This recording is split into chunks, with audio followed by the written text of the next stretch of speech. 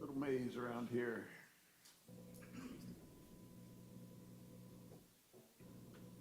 Raise your right hand. Do you solemnly swear or affirm under penalty of perjury your testimony in this case will be the truth, the whole truth, nothing but the truth? I swear. Have a seat. Pull yourself up close to the microphone, Yes, sir. and you may inquire. Thank you, Your Honor.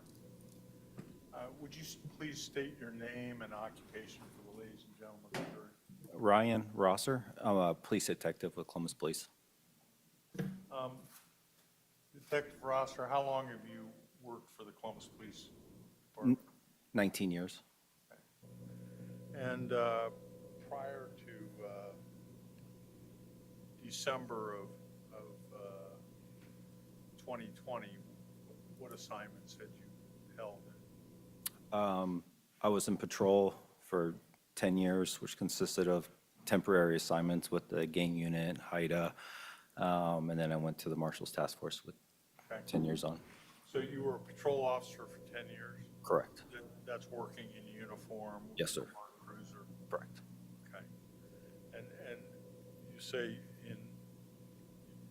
you then went, after some temporary assignments, you were assigned to the Marshal Service? Yes. Can you explain? That was a task force? Correct. It was a federal task force, or is a federal task force. Our responsibility is to go after wanted fugitives, mainly felons, the violent felons of throughout the United States. Okay. And here in the Southern District of Ohio, the acronym for it was SOFAST? Correct. Can you tell us what that stood for? Southern Ohio Fugitive Apprehension Strike Team. Okay. And how long were you on SOFAST? 7 years. Okay. Beginning when? June of 2017. Okay. Let's talk about how SOFAST operated. Okay. It's made up of, obviously it's U.S. Marshal Service, so U.S. Marshals, right? Correct. Deputy Marshals. In addition, there are what are called task force officers. Yes, sir. That's what your role was. That's correct. And tell what other agencies, if you recall, you may not recall all of them, but what other agencies contributed manpower to the task force? Adult Parole Authority, Franklin County, Bexley, I think Lancaster, Zanesville, and then I think that might have been, I can't think of locally who else on top of my head. Capital, County? Delaware, Capital University, and then surrounding agencies. Right.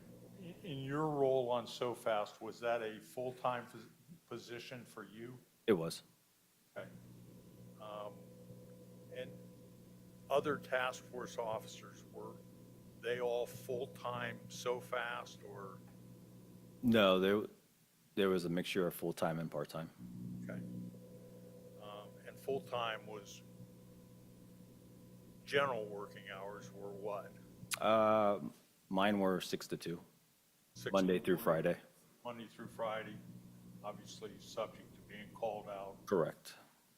when the need arose. Tell us about the procedure for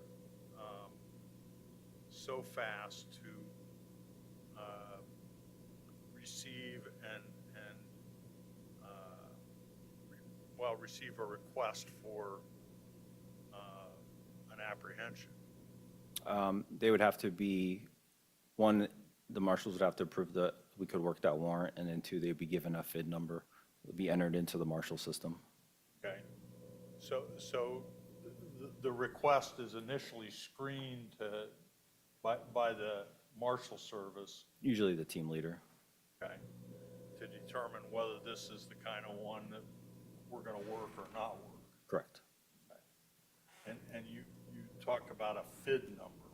What was a FID number? I don't know what it stands for, but it's essentially just a number that's in the U.S. Marshal system that identifies that subject, that we can work that individual. And that was kind of a hard and fast rule, wasn't it? That Correct. Until there was a FID number assigned, the SOFAS team did not work it. Is that right? Correct. Now, you were from Columbus, from Columbus Police. What was your role as the Columbus Police representative on SOFAS? One, I was considered a liaison between Columbus and the U.S. Marshals, and then two, Columbus Police warrants took precedent for myself to work those warrants Okay. and to find those fugitives. So,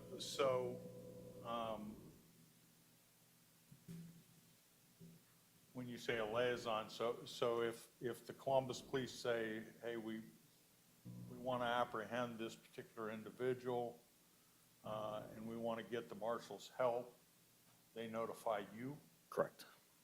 and then you begin the process to determine whether the request will be accepted. Were you also instrumental in getting the FID number? Yes, either myself or another marshal, like a marshal could enter it, or somebody else on the team, or an analyst, somebody could enter that person in for a FID. And that would be done at, SOFAS had a location that they worked out of, Correct. and which obviously had computers that were tied to the marshal service, et cetera. Correct. On a typical day, how many officers would generally be working on a SOFAS team? Or did that vary wildly? It varied. Okay. Varied. Give us a low number and a high number in terms of actively working a particular warrant. It could be 6 to 12 to 14. Okay, but generally like a minimum of 6 or 5 Typically. or 6. Typically. Yeah, okay.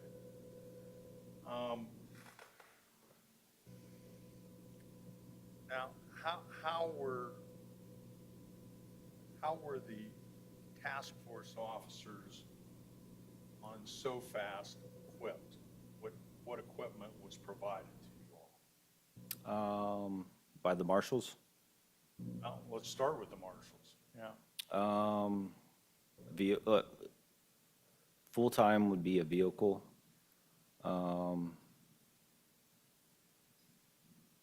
Computer. Okay. I think that might be it, on top of my head.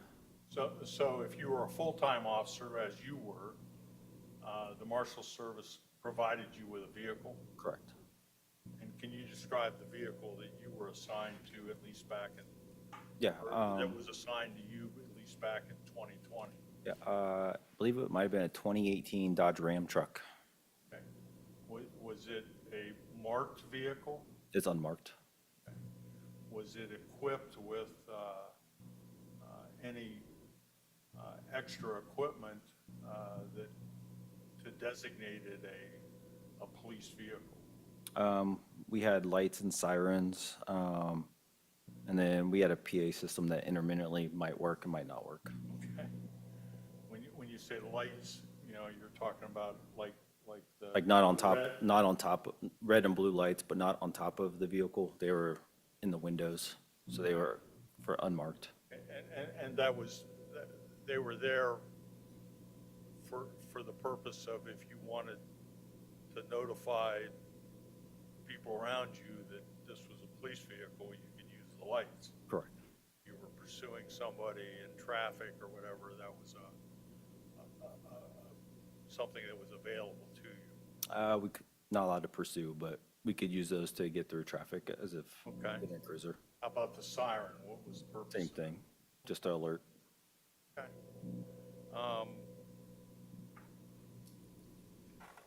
Now, in terms of weapons, body armor, radio, et cetera, did the Marshal Service provide you with those? No, I used my, what I have from Columbus. Okay, so CPD had issued you your weapon. Correct. Did you have body armor as well? I did. I'm sorry. I did. Okay. And that was CPD issued?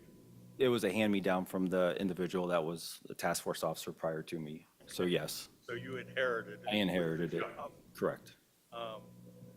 Did it have any kind of identifying information on the body armor that identified you as a police officer? I had U.S. Marshal Task Force, or Fugitive Task Force patches Okay. for it, on the front and back.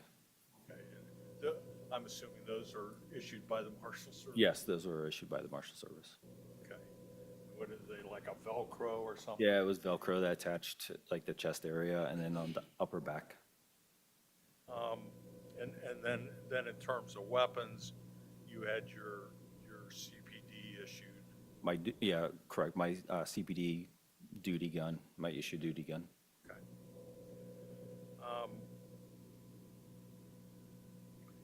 Now, let's go to December 4th, 2020. Were you working that day? Yes, And were you working the task force that day? correct.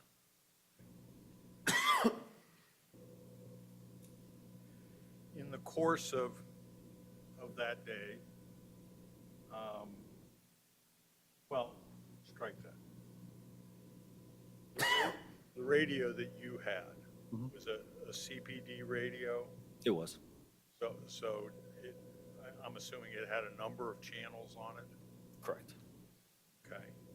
Among which were the channels for Columbus Police. Correct. Did it also have any other channels that you had access to? U.S. Marshals.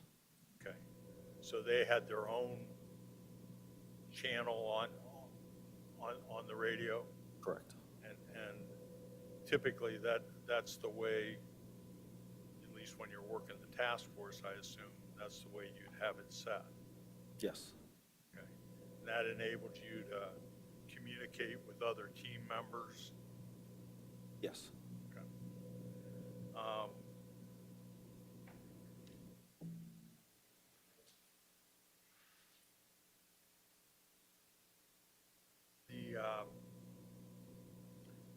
Now going back to December 4th, 2020, and you indicated you worked that day, normal work hours for you? Correct. I believe this was a Friday, if you recall. Yeah, it would have been 6 a.m. to 2 p.m. Okay. Did you, on that day,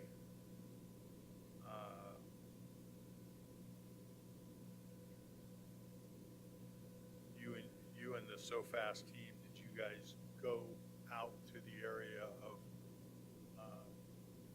Ferris and Estates? Yes. And what was the reason for going there? The survey felony warrant on an individual, Do you recall the individual's name? Kendale Barber. Okay. And do you remember where the location where you were sent? As in Mr. Barber's address? Yeah. I don't know his address top of my head. Do you know what street it was and the approximate location?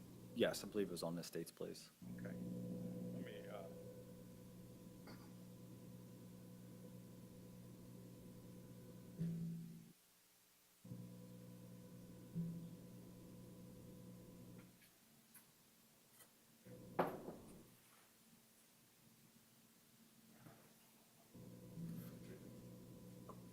Thank you. I'm going to put up here what's been marked as State's Exhibit number 19. I'll place it on the easel here. Hopefully everybody can see. Can you see that? Yeah, that's fine. You recognize what that area is that depicts? The same area we just spoke about. Okay. And I don't know whether you recall the precise house that was Mr. Barber's, but. I don't. This being Estates, you remember the general location of his house? Closer to Ferris on the west side of the street, which So would be on the this- left. On this side of the street, and at this end of the state, Estates is a very short street, right? Correct. So up towards this end of the street. Correct. Okay.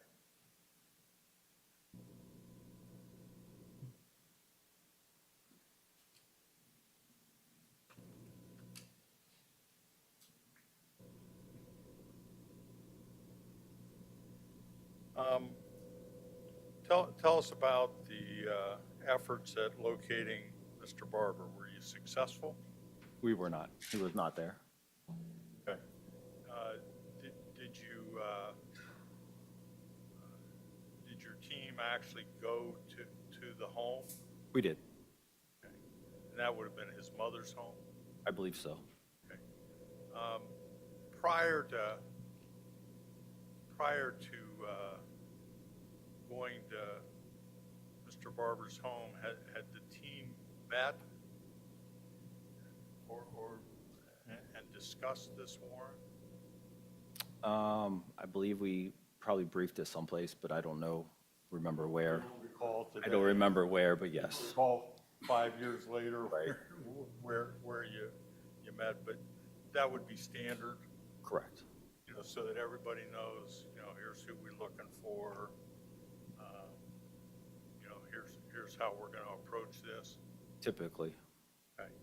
And that, the team is led by, were you the leader of the team? No. Who was the leader of the team? At the time, it was Dave Youngless, Okay, and he is employed by U.S. Marshals. U.S. Marshals? That's correct. Okay. So at any rate, you all approached that house. Correct.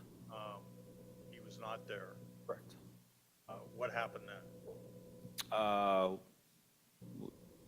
think we interviewed his mom, and we left the house. Okay. Did you personally talk to his mom, if you recall? I did. And you were familiar with Kendall Barber, is that correct? Correct. So when you left, what were the marching orders at that point? Done for the day and go where you needed to go. So I was going back to the task force. Okay. Were you the first to leave? No. Okay. Were you the last to leave? Believe so. Okay.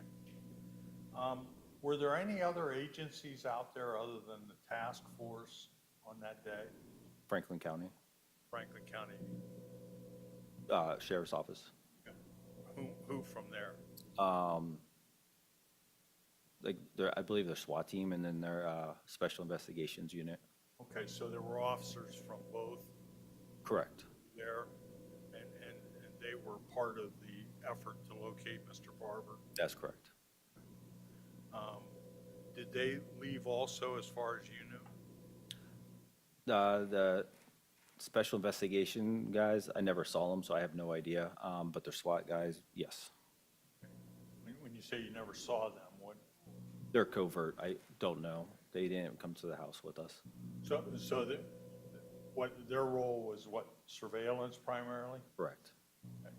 So you never interacted with the SIU guys, and you don't know whether they were still there or not? I do not. Okay. Who else were among the last to leave that you were aware of? Myself, and then I had Task Force Officer Yorkowitz, who was riding with me, and then Deputy Meade. Okay.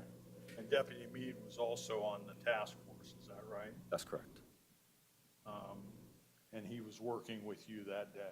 Correct. Prior to leaving, you know, I assume when you, well, did you suit up to approach the house when you were looking for Barbara? You mean at the very beginning? Yes. Yes, we were already geared up. Okay. This wasn't the only warrant that you guys worked that day? No. Okay. This is just the last one? Correct. So did you remain suited up with your body armor and weapon? No. Okay, what did you do? I de-geared, took my gun belt off and my vest off, placed them in the back seat of my truck. Okay, is that the normal place that you kept them when That was typical. you weren't wearing them? Correct. Did your truck have a secure storage facility for firearms? I had a vault in the back of my truck. Okay. So that was back in the bed of the truck? Correct. Did you place your weapon in there? No. Okay.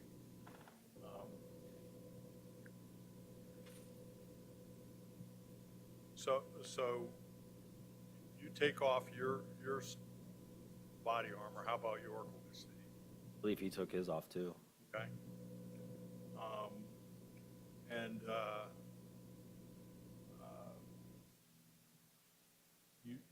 you all then left the location? Correct. Okay. Tell me the route you took. So it went northbound on Estates, and then would have turned left on the Ferris, which would be westbound, and then came up to Carl Road. Okay. Now, were you following anyone? I was behind Deputy Meade. Okay. So he pulled out of Estates first, Correct. and then you would have pulled out after him? Correct. Okay. Now, where's your radio? In my vest, Okay. in the back seat. In the back seat. Was it on? No. Okay, so you had turned it off. Correct.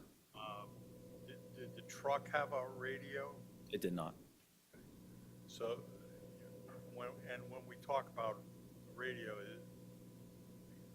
maybe showing my age, but is this kind of look like a walkie-talkie, like a square box? Or? Yeah, like a rectangle box. It's handheld, but it just goes into like a pouch on my vest. Put it in there, and then did you have like a microphone or? Not a microphone, but like usually an earpiece with a mic on my vest. Okay. So that's when you're geared up. You've got all that. You've got the earpiece. You've got a mic on your vest that you can talk into. And, Correct. the radio that you had, and understandably when you're doing so fast work set on the Marshals channel, did it have the ability to quickly switch to the Columbus Police channel? Not quickly. I would have to press buttons and to go to different channels. I have to press buttons on the screen. Okay. Is there what's called or referred to as a banner switch? There is. Tell us about that. It's just emergency banner. It's I think it's an orange button on the very top. So if I can't get the air to radio, because if somebody else is using the radio or they're airing something else, or if I can't get to the channel I need to get to air something, I can hit the banner, and it automatically gives me Columbus Air, where other cars can't mark over me, and I get the air to radio. You get priority. I get priority. You know, and that's an emergency switch for when the situation calls for it. Correct. Okay.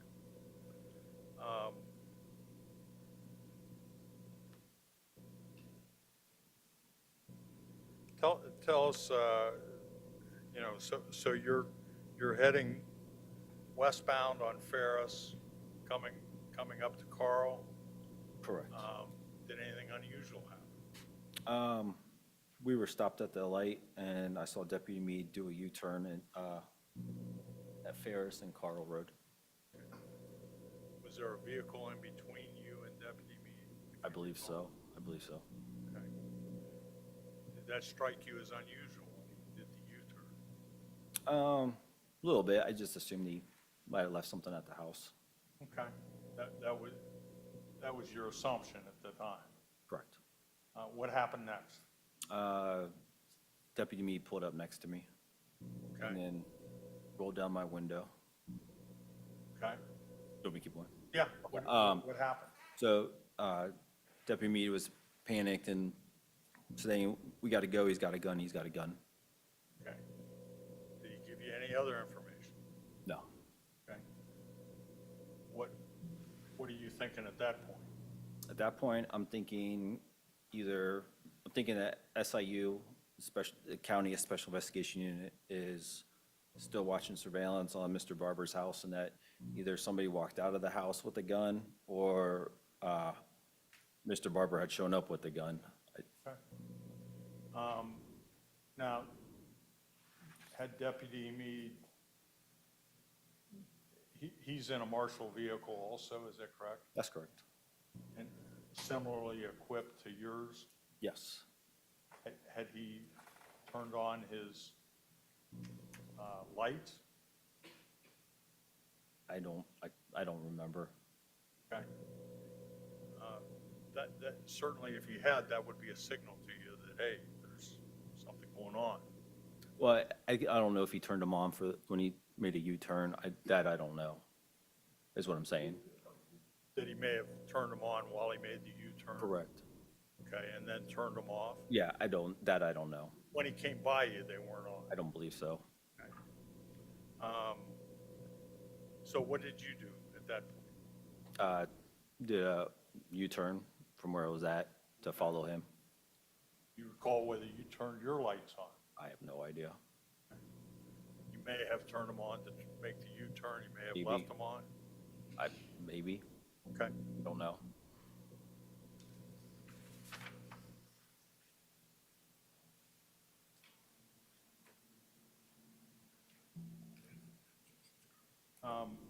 But the information he gave you was, he's got a gun, we gotta go. Correct. And so, what's going through your mind is you're thinking, oh, well, maybe Kendall Barber's come back, that's where your mindset is. That's correct. Okay, so tell us what happens then. We turn right, so it would be southbound back onto Estates Place, past Mr. Barber's house, and then we stop about, I think, Sale Road area. Okay. So as you're passing Barber's house, you're thinking, it's not Barber, right? Yeah, I don't know what's going on And you say you stopped around there. right around in here? Correct. Sale Road.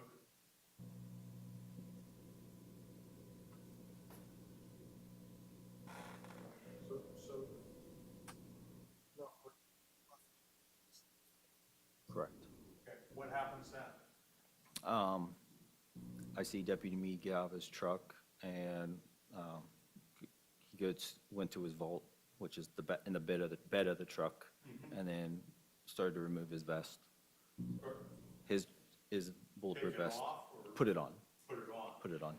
He was So removing you it from the vault to put it on. Correct. Removed it from the vault? Correct. Okay. So then I jumped out of my truck and Are you parked next to him? I'm behind- beside him, or behind him. behind him? Correct. To grab my vest and my gun belt to start putting that stuff on. Okay. Just based on what he's doing, you're Correct. thinking I better gear up. Correct. Does he say anything to you? He points and says down there. What do you see? I see an individual standing in the road. Whereabouts? down towards like the highlighted area you have. Right in here, Correct. an individual standing in the road. Correct. What can you tell us about that? I just knew it was a male, and that's all I could tell, How did you know it was a man? just by his stature. Okay, body structure, Correct. so forth. Remember how the individual was dressed? I do not. Did you see the individual, anything in his hands, or could you see his hands? I didn't see anything. I couldn't tell. Could you tell the race of the individual? No. Assuming you couldn't see his face. Correct.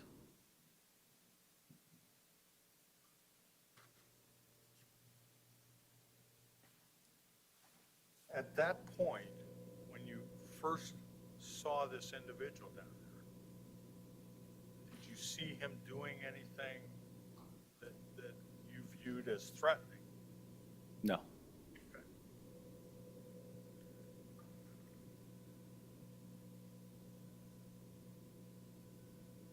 What happened next?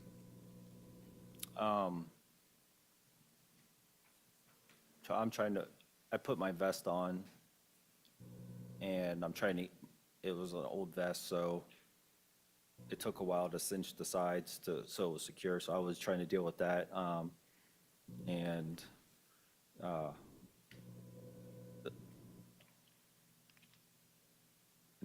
Deputy Meade got back into his truck, and the male had started walking up towards the house. Okay. When Mr. Meade got back in his truck, what did he do? Mr. Meade, He started to drive down the street. okay. Slowly? I don't know. I wasn't paying attention to his speed. Okay. And you say the individual that you saw down in the street started to walk where?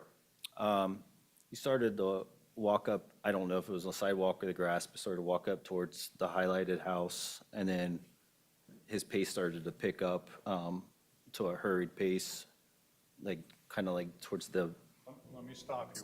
When Correct. you say a hurried pace, you mean he began walking faster? correct. Okay. And are you still standing outside of your truck at that point? As Deputy Meade took off, yes. And then I as jumped. You're watching this individual start walking, Correct. okay? And you're still working on getting Well- the vest fastened, is that all right? It was an effort, correct. Yeah. And let me step back for a moment, talk a little bit about your body armor. You say it was an old vest that you inherited. You also had a gun belt, is that right? That's correct. Is that separate from the vest? It is. Okay. And when you are gearing up, putting the vest on, do you have to put the gun belt on first, second? How does that work? There's no rhyme or reason, just whatever's easier to do at the time. Okay, so you could do it either way? You can. Okay. And in this instance, had you already put your gun belt on, or? No, Okay. So in this instance, you were putting the vest on first. correct. I assume your handgun is in the holster on the gun belt, is that right? I think I might have had a drop holster, but it would have been, which attaches around my thigh, but it was still in the holster. Okay. So you see the pace pick up. Mr. Meade's driving towards that location, is that right? Correct. What do you do? Jumped in my driver's seat and took off after Deputy Meade. Okay. Had you secured your vest by that point? No, Had you put your gun belt on? no. Where was your gun? I don't know if it was in the holster. I don't know I think I took it with me to the driver's seat. I Yeah. grabbed the whole belt. Yeah, that's, I guess, bad question. Your gun belt had been in the back seat, is that right? Correct. But by the time you get back into your truck, you've got the gun belt with you in the front driver's I seat. believe I'm holding it like on my lap. Okay. Were you aware of what Officer Yorkowitz was doing while this was transpiring? I wasn't focused on him. Okay. Yeah, so do you even know whether he got out of the truck? I believe he got out when I got out, but I don't know what he was doing. Like, I don't know if he had his gear on or what. By the time you got back in your truck, had he? He was back in the front he was in passenger it seat. as well. Okay.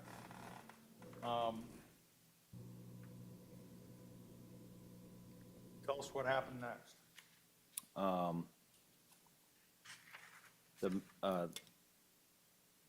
The male, as he's coming to the corner, as he's picked up his pace to walk, it turns into what I recognize from being in patrol. It turns into like a sprint to start the run. And Deputy Meade pulls up and exits his truck. Okay. Do you actually see the individual run, or is it like, I mean, is he in your sight this whole time, or does he go out of your sight? Not until so it's difficult to explain. So being in patrol and being in numerous foot chases and just activity, like pedestrian activity or compared to the innocent public, it was just a normal walk to a hurry pace to when he gets to the end, it turns into a run to run out of view. And it was something that I've been used to, something that I've seen like numerous times. So through my training, I knew it was a run. Okay. So and then he disappears from sight. Right. So we're seeing maybe 1 or 1.5 steps of the run, and Correct. then he's gone. Correct. At least from your view. Correct. And at that point, when that happened, where's Deputy Meade?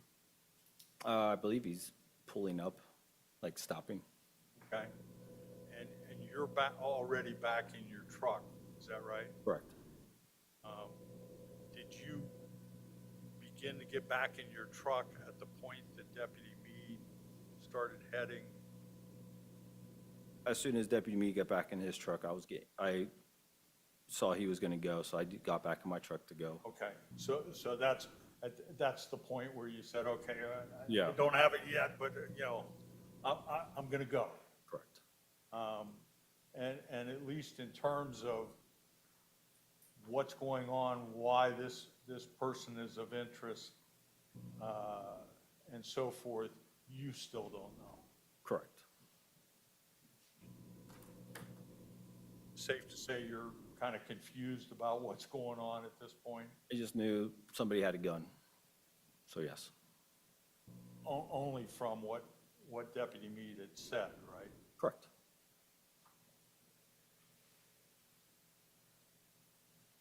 Okay. Tell us what happens next. As I pull up and I'm exiting my truck, I hear, "Show me your hands, and then I hear gunshots. Okay. Give us some idea of, the time gap between show me your hands, and the gunshots. I couldn't give you a time gap. I mean, we're not talking about a minute, No, split second. probably within seconds. How many gunshots did you hear? I don't know. More than one? I couldn't tell you. Well, I just heard gunshots. okay, well, when you say shots, It would be more than one, but I don't. you don't have a count as to don't. whether it was, 2, 3, 4, 5, 6, 7, whatever. I don't. Okay. At the point that you hear the gun, the show me your hands and the gunshots, where are you in this? Are you guys there or? Yeah, we're out front, like getting out of the truck. Okay, so you had pulled up behind Mr. Meade's truck. Correct. So, door open when, were you out of the truck when you heard? The door was opening and it was going into park and the door was opening. Okay. Yeah, so this kind of an abrupt foot on the brake, Correct. into park. It's all in one Open the motion. door, all kind of simultaneously, Correct. right? And as you open the door, that's when you hear, Correct. show me your hands, da, da, da, da. Okay. What did you do at that point? Took off running to what last place I saw Jason run to. Okay. Okay. Was he in sight when you heard the gunshots? In your sight? No, I didn't see him. Okay. So as you're pulling up, well, when he arrives there, tell us what you saw him doing. He was moving towards the last place I saw the individual run to Okay, and how was he armed? with his rifle. He had a rifle? Correct. And how was he moving towards, the rifle, what has a sling that you can hangs around his neck so that when he's not pointing it at somebody, it's just resting there? No, I would say low ready. I don't know. I don't know the terms for a rifle. I'm not a rifle operator, so I don't know how. I'm sorry. I'm not a rifle operator, so I don't know the terms. I would say maybe a low ready, like, Okay. so it's, If you can, stand up and demonstrate for us. yeah. Kind of, I mean, I would assume like okay. low ready, like So- ready so to, So he's got the gun. like, so you can pull it up if, like, so Okay. we don't point our guns at just any targets, so yeah. And, this is, as he gets out of his truck, that's kind of. I mean, I don't know if it was like, as he steps out of his truck, it's like, I know as he's moving. Okay, and he's moving in the direction that the individual Correct, had been moving? correct. And did you lose sight of him as you were pulling up? Yes, The last that you saw of him, is he still in that low ready correct. kind of posture, and is he moving slowly? Is he moving quick? I don't know if it's like super, I don't know, it's not like super slow, but it's a steady walk. Is it a hurried walk? It's not a hurried walk, but it's a walk. Okay.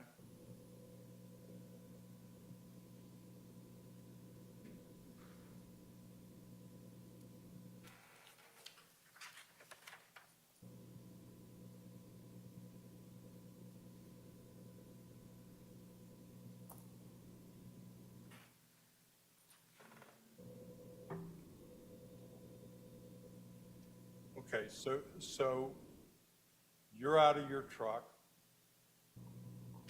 I assume you have your gun, I have my gun belt in my hand. okay, and the gun is in the holster at that point. Correct. Where do you go? I run up like towards the front of the house, the side of the house, like up the sidewalk and pull my gun out of the holster and throw my gun belt on the ground.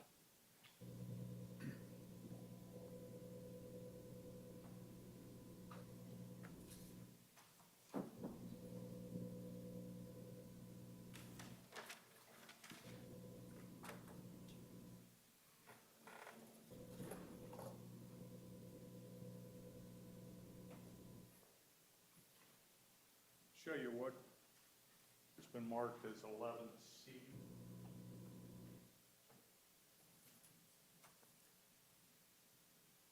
Estates, Case Road. I guess start with approximately where were you parked when you pulled up?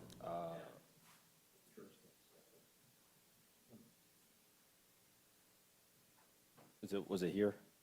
I'm asking you, Yeah. I don't remember. Was it there? Well, I can't remember. Honestly, I'm sorry. Okay, that's fine. Yeah. That's fine. You're behind, you didn't go around. No, I was back. So- I didn't know so if that you're- was my, like, that was, whose truck that was. Well, this would have been Mr. Meade's. Okay, then I've been back here, behind him. Yeah, and I understand. apologize. You don't know Don't precisely. speak over each other. Ask him a question, he will answer. I'm sorry. I understand you can't be precise, but it was in this general vicinity, Yes, sir. all right? That's correct. And then when you got out of your truck, kind of show us the path you took. I mean, I believe it was this sidewalk. I ran through my gun belt there. Okay? Without your gun, right? Well, my gun was in my hand, but I threw my gun belt down You there. just dropped your gun belt. Correct. I don't need it at this point. Correct. Okay.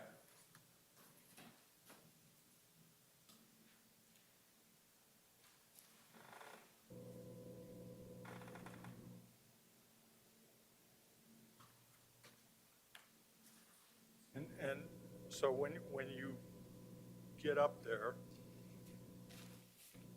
what's the next thing you see? Deputy Meade. And where is he located?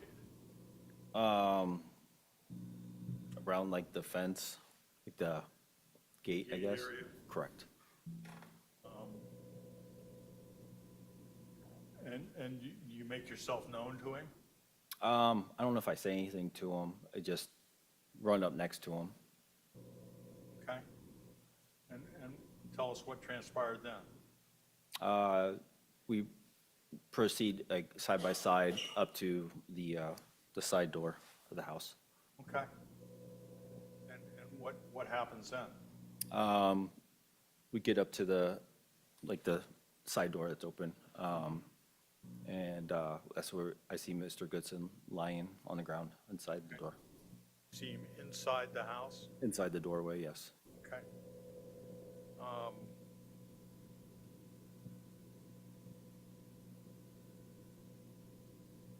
Do you enter the house? I don't know if I step into like that little frame area, but, or I take it, like, I don't know how we're standing in there, but that's when, like Jason had told me he's got, like, when we were walking up, he's got a gun, so be careful. So then we had gotten up there, and then he's laying on the ground. The door is at like a 90-degree angle, so can't see to the left. And then Jason tells me the house isn't clear, so he rolls Mr. Goodson over. Okay, let me stop Correct. here. Let's step back for a second. When you see Mr. Goodson, you say, Mr. Meade rolled him over. Is he face down or face up at the time that you first see him? Face down. Face down? Do you see his hands? No, Do you know where his hands are? no, Could have been out, could have been under, I don't know. you just don't recall. I don't recall it. And you say that Mr. Meade rolls him from his face to his back? Correct. When that happens, what do you see? A handgun. You see a handgun? Correct. And had it been under Mr. Goodson? Correct. What part of his body was it under? Like his upper chest, torso area. Now, at that point, are you inside the house or outside the house? Probably like right in the The entryway? threshold, correct. There's a step up to get into the house. Have you made the step up at that point? Possibly. And you said that there was a door blocking to the left. Correct. What did you do? Kick the door. Okay, tell me what you saw. I saw a gentleman, a small child, and a Rottweiler. Okay? What did you do in relation to them? gave them verbal orders. Okay, to do what? What I said specifically, I don't know, but to basically stay where they're at. Your point was that you didn't want them coming any further. Correct. So that's what your directive was. Correct. What happened next? I see Yorkowitz and tell him to take my position, like to cover that side of the house, like to cover that room. Okay. Where was Mr. Meade? Behind me, like to my right, because I was focused on to my left, so he would have been to my right back. Okay, well, at the point that you see Officer Yorkowitz, where's Mr. Meade? Well, when I see Yorkowitz, my focus is to my left. So Okay. I don't know, I'm not paying attention to where Deputy Meade's at. I understand that. So, He would have been behind me. okay. Do you know where he went? Did you see him again? Yeah, as soon as Yorkowitz took that position, took my position, I turned back. And then, Meade was right there. And what was he doing? I wasn't focused on what he was doing. Okay. What did you do? Stepped over or stepped around, I don't remember which way, Mr. Goodson to hold the kitchen area. How do you use the term hold the kitchen area? Correct. What do you mean by that? Because that house wasn't secure, and two, I still didn't know what was technically going on. I didn't know if there were other suspects, like, in the house or what just, transpired. So, I'm holding in case other, like, potential threats come out, of the rest of the house towards us, Where's Mr. Meade at that point? Do you know? behind me. Okay. Do you know what he's doing? I don't. Are you talking to each other? I don't believe so. Okay.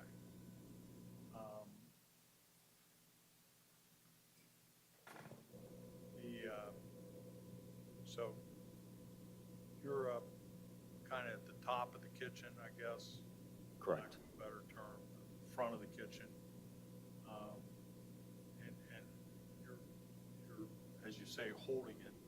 What happens then?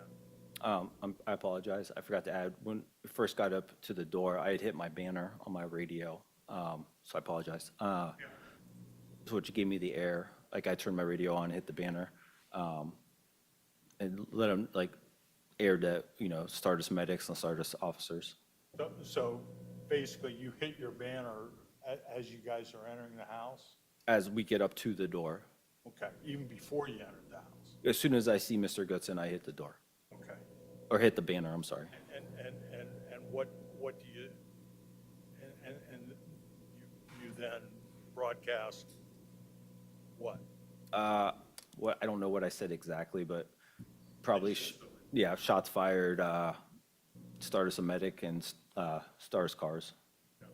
So, in other words, you're signaling, get people here as quickly as possible. Correct.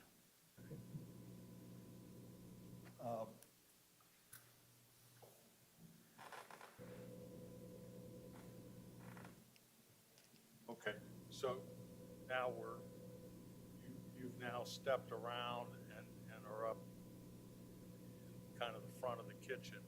What happens there? A pit bull comes out and runs towards me and stops, and then two younger females, like probably maybe their late teens, would come out and yell, or like record with their phones and screaming at us. And then, so I was ordering them back and to stop, get the dog. Okay, so you're directing them, get this dog out of here That and for them to stay back. and don't come any further. Correct. What's the next thing that happens?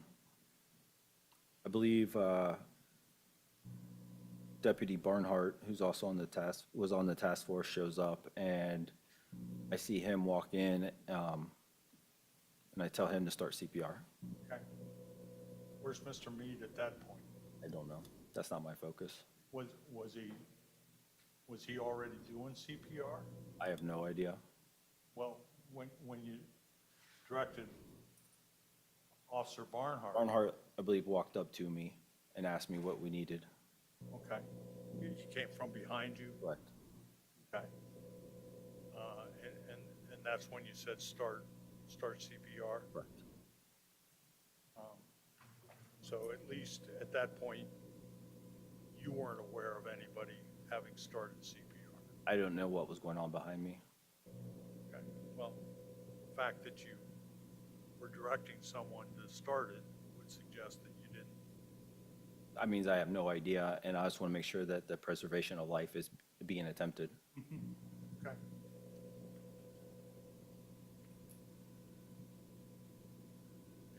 And in essence, you had lost track of where Mr. Meade was. Correct, my focus was on what in front of me.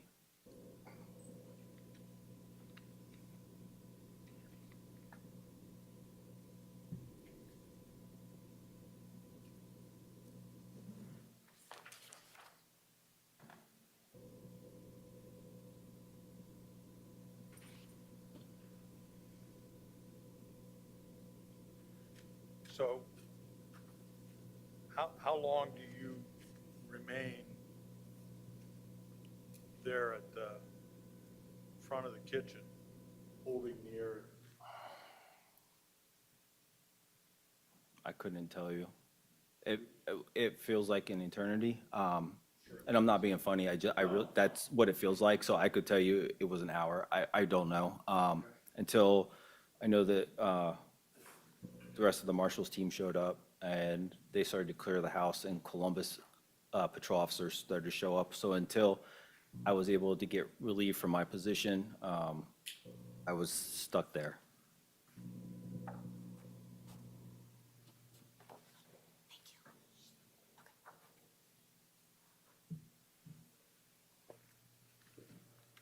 I can show you what's been marked as 25D, which is a graphic showing the layout of the house. This being the living room here, this being the side porch here, side door,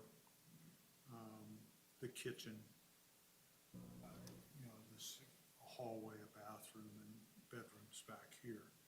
Can you mark on that roughly where Mr. Goodson was located on the floor of the kitchen? Sure. Okay. Now, this is that inside door that I think you said you kicked, right? That right there? Yes. Yes. So after you opened it further, it was right in there, right? Correct. And where was the gentleman with the young child in the living room? Do you want me to mark it? Yeah, please. It would have been in this area. Okay. And then when you were holding the kitchen, give us roughly your location for doing that. So probably up in here. Okay. So, and that's where you remained, what, Until somebody took my place, or I was told that the house was cleared and I could exit. okay. One of the two. I don't know how Well, that happened. Were you still in there when the medics arrived? Yes. Okay. So the medics came in the side door, is that right? That's correct. So at the point that you would have left the house, either Mr. Goodson was being attended to or he had been actually removed by the medics, is that right? Correct. Do you remember which? I don't. Okay.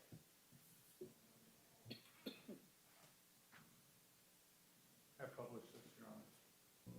Okay. Thank you.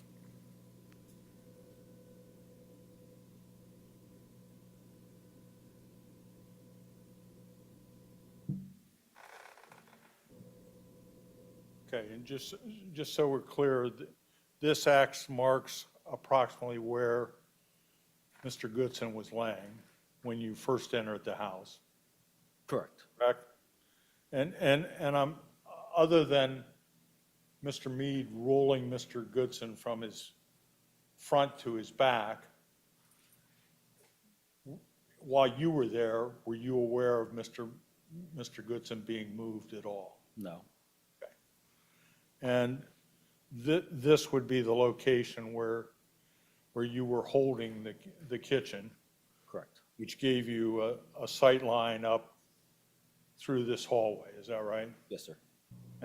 And this is where the pit bull and the young females They came came from that area. in that area. I mean, they didn't come into the kitchen, is that right? They, like, probably past that bathroom. Okay. But, like, they stopped before they, like, Right in the vicinity where my pen is? probably, maybe a little bit closer, but yes. Okay, right around in there? Okay.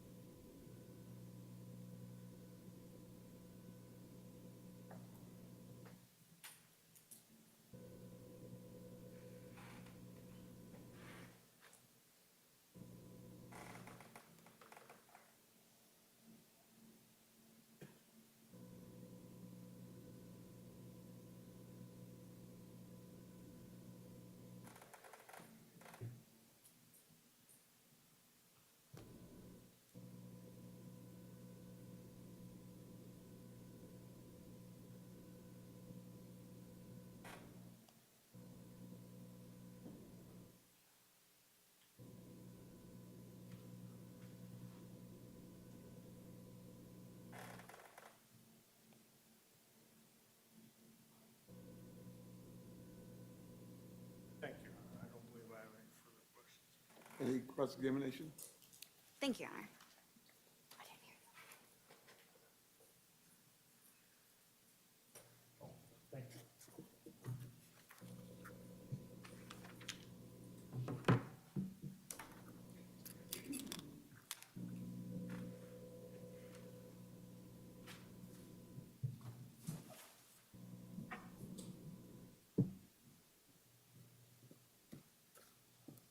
May I proceed?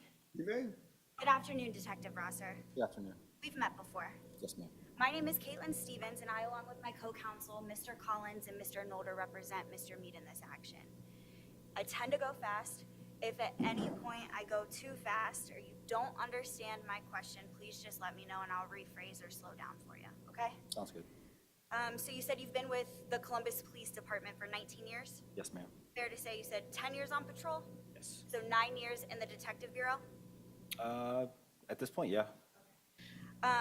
Fair to say your job as a law enforcement officer is to investigate crimes, yes? Correct. It's your sworn duty to uphold the laws here in the city of Columbus, correct? Correct. Hypothetically, Detective Rosser, you're riding in a car and you see someone waving a gun around, pointing it at people driving by a school. At that point, sir, it's your duty to investigate that vehicle, correct? Overruled.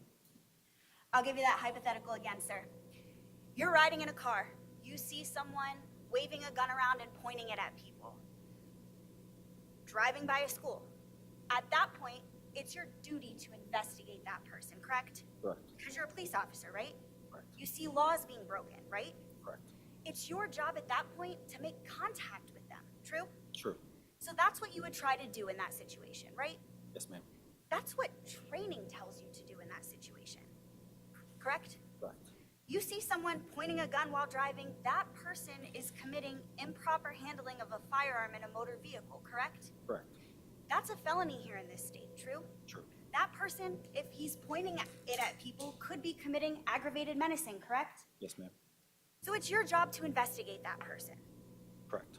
You would agree with me when I say that it's dangerous to point a gun or wave a gun in a motor vehicle, correct? Correct. So your training tells you that you must investigate, correct? Correct. Now, once you choose to investigate Detective Rosser, you didn't create the situation that led you to that person being investigated, right? Correct. In fact, that person is the one who created the situation by breaking the law to begin with, true? Sure. That person was the one who created that situation, right? Yes, ma'am. Now, same hypothetical, sir. If you were working with a team on that day, your job would be to communicate with your team, right? Correct. You would want to communicate to your team what you saw, right? Correct. You would hop on the radio and say something to the effect of, hey, we got a guy with a gun here, right? Correct. You would want to radio your location, correct? Correct. Because it's important for your team members to know what is going on, right? Yes, ma'am. It's important for you to communicate to the team what is going on, right? Correct. And your location, correct? Correct. And so once you communicated and you heard responses over the radio, at that point, detective, you would know your team was en route, true? True. Now, same hypothetical, sir, that person, at least right now, is contained in a motor vehicle, correct? Correct. Once that person leaves the car, the dynamics change, right? True. You as a law enforcement officer, you're not responsible for changing those dynamics, correct? Correct. The person in the car who left the car is responsible for changing those dynamics, true? True. So at that point, that person in the car, same hypothetical, gets out of the car. You know as a law enforcement officer, a foot chase is about to ensue, correct? Correct. You would agree with me that a foot chase is more dynamic than a person being contained in a car, correct? Correct. It's more uncertain, you would say? Yes. Because you don't know where that person is going, right? Correct. You know that person has a gun because you saw it, right? Correct. But you don't know where that person is heading with a gun, correct? Correct. Now, if the person turns, looks at you, and takes off, your training says that that person is fleeing, right? That's correct. You would consider that person as fleeing, right? I would. 2 additional crimes, fleeing and eluding. Correct. You'd probably tell that person to stop. Correct. You'd identify yourself as a law enforcement officer. Yes. And now they're failing to comply with a lawful order, right? Correct. Now, again, you have a duty to stop that person from doing whatever it is that they're going to do, correct? Yes, ma'am. And that's what you're trained to do, right, detective? Yes. Now, you're not trained to speculate as to why this person may be fleeing, right? No. You're not trained to think about, hey, why does this person have a gun, are you? No. You have no idea why this person is fleeing, right? Correct. You have no idea why this person has a gun, correct? Correct. Same hypothetical, sir. You know that someone running with a gun in a residential neighborhood is dangerous, correct? Yes, ma'am. Now, you're trained to identify yourself as law enforcement Correct. and give commands, correct? Correct. You're trained to tell the person to drop the weapon. Correct. You're trained to be loud, right? Correct. And forceful, correct? Correct. Your attempt at that point is to gain compliance with that person in an attempt to get them to drop the weapon, correct? Yes. Now, if you see them drop the weapon and immediately put their hands up, you would move in for an arrest, correct? Yes. That's what your training would tell you to do, right? Correct. Your training would tell you to go ahead, move in, and apprehend that suspect, right? Yes. Now, you know, sir, that even if someone is facing away from you, they can still be a deadly threat, right? Correct. Why is that, sir? You can still shoot somebody with your back to them. So you're Yeah. trained on that. We are. You're trained that somebody can point a weapon if their back is pointed to you. 100%. Now, you've seen that happen before in training, correct? Correct. Where a person can be a deadly threat, Yes. even if their back is pointed to you. Correct. You know that person, even if their back is pointed to you, can make a slight turn and point that weapon at you, correct? Correct. Now, hypothetically, sir, same hypothetical, if instead of dropping the weapon, you see them turn and slightly point the gun in your direction, what does training tell you to do at that point? To stop the threat. To stop the threat. What type of threat is that, Detective Rosser? Deadly force. It's a deadly force? So your training tells you to use deadly force to stop a deadly threat, right? Correct. Shouldn't you just shoot the person in the hand? That's not feasible. That's not feasible? No. Tell the ladies and gentlemen of the jury why it's not feasible. That's strictly for the movies. You shoot center mass, and that's to stop the threat. Because shooting in the hand or the leg, even in the movies, it does not stop the threat. They can still attack you, can still kill you. They're still a deadly threat. A person pointing a weapon at you, that's absolutely a deadly threat, right? Correct. No doubt about that, Detective Rosser. None? It's an immediate deadly threat, correct? Correct. An action is always faster than a reaction, correct? Correct. And now you're trained, Detective Rosser, that an immediate threat of serious physical harm or death to an officer or others will permit him to respond with deadly force, correct? Correct. So if you saw a gun being pointed at you in that same hypothetical, sir, you would not hesitate to pull the trigger, right? Correct. You would meet that Caitlin, deadly Caitlin, slow it down a little bit. I So apologize, you're gonna sir. scream at me. I apologize, Miss Sue. You would meet that deadly threat with deadly force, correct? Yes, ma'am. Now, in that moment that that gun is pointed at you, you don't look and see if the safety's on in that gun, do you? No. You don't have time for that, do you? Why don't you have time for that? It's your life or death. They don't have time to check for if that gun functions, if it has a magazine, if the safety's on. As far as I know, that gun is loaded and it's ready to fire. That's what you're trained, correct? Assume every gun that's being pointed at you is in fact loaded, right? You have to assume that that firearm is loaded, right? Correct. In that moment, you don't have time to say, hold on, wait a second, let me see if that gun is loaded. Go ahead and take the magazine out, right? No. You don't have time for that, do you? Do not. Now, in that whole scenario and hypothetical that we just walked through, what started as a typical felony stop escalated very quickly into a deadly force encounter, correct? Correct. A deadly force encounter that you are permitted by law to use deadly force, correct? Correct. You're allowed to defend yourself, right, Detective Rosser? Correct. Who was in fault in creating that deadly threat in that hypothetical, sir? The other individual. The other individual, the one who pointed the firearm at you in that hypothetical? Correct. Thank you. Now I want to talk to you about extended magazines for a moment. Extended magazines are distinct to you for a couple different reasons, right? Yes. One is that if I'm holding a weapon, you can see the extended magazine, correct? That's correct. It's not flush how you would normally hold a weapon, right? Correct. So in your experience, detective, you're trained to look for extended magazines, right? Correct. You have an eye for looking at that, right? Yes, And ma'am. identifying extended magazines. Correct. In your experience, Detective Rosser, an extended magazine, you would agree with me when I say that it makes a deadly weapon even deadlier, correct? Correct. Because it has the capacity to fire more bullets, true? True. Now, you would know back in 2020, guns were a problem in the city of Columbus, correct? Yes. And you would know back in 2020, drive-by shootings are a problem in the city of Columbus, correct? Are you objecting, Mr. Sawyer? I'm sorry, I heard objection. Sure.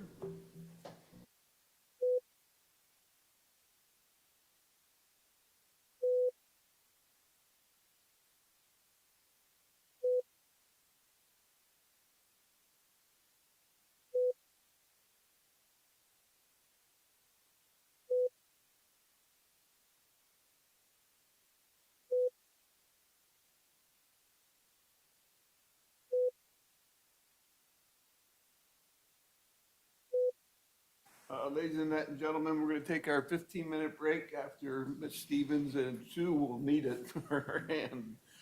Do not discuss this case among yourselves. Do not permit anyone to discuss it with you or in your presence. It is your duty not to form or express an opinion on the case until it is finally submitted to you.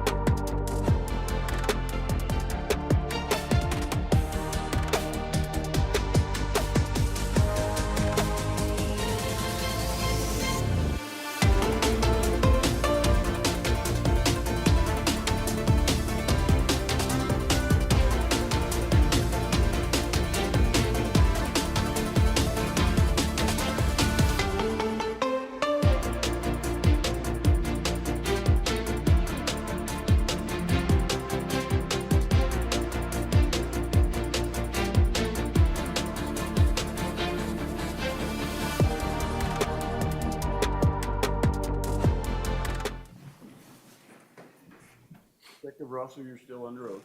Yes, sir. Any further questions on behalf of the defense? Thank you very much, Your Honor. Cross-examination.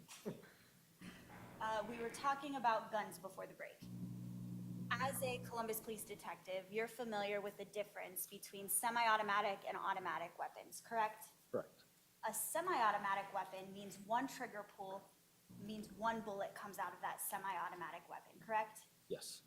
You were issued a semi-automatic weapon back in December of 2020, correct? Correct. You didn't get to choose what weapon you were issued. The division issued you that weapon, right? Correct. Now, with respect to an automatic weapon can have multiple bullets exit the firearm with just one trigger pull, correct? Correct. In automatic weapons, such as a service rifle, were issued to people who were like on the SWAT team, correct? Correct. Again, those people did not get to select which firearm they were issued. That's above your pay grade. True? That's true. I want to talk to you about gun safety. As a Columbus police officer, you're familiar with gun safety, correct? Correct. You would agree with me when I say that when transporting a gun in a vehicle, if you're carrying it concealed or outside of your vehicle, it should be carried in a holster, right? Or a lockbox, one of the two, correct. Holster or a lockbox. You saw a holster clip on the body on that day, correct? Yes. The holster, the purpose of the holster is made so if a gun is in it, it's flush against your body, correct? Correct. It's made with the purpose so the gun doesn't fall out of the holster, correct? Correct. You have a holster, right? Yes, ma'am. And you've fallen with your gun in your holster before, correct? Yes, ma'am. Has that gun ever fallen out of your holster when you've fallen before, sir? No, ma'am. It stays secure in the holster even when you've fallen. Correct. Basic rules of gun safety, detective, are to treat every firearm as loaded, correct? Correct. Never point it at something that you are not willing to shoot, right? Correct. Finger off the trigger until you're ready to fire. Correct. I want to switch gears and talk to you about SOFAST. SOFAST, as you discussed with Mr. Merkel, is a U.S. Marshals task force, right? Yes. You're tasked with apprehending violent fugitives, right? Correct. Part of SOFAST, you are deputized as a United States Marshal, but you're still cloaked with your Columbus police officer investigatory abilities, correct? Yes. But we already talked about the weapon you were issued, but I want to talk to you a little bit more about the gear you were issued as part of this task force.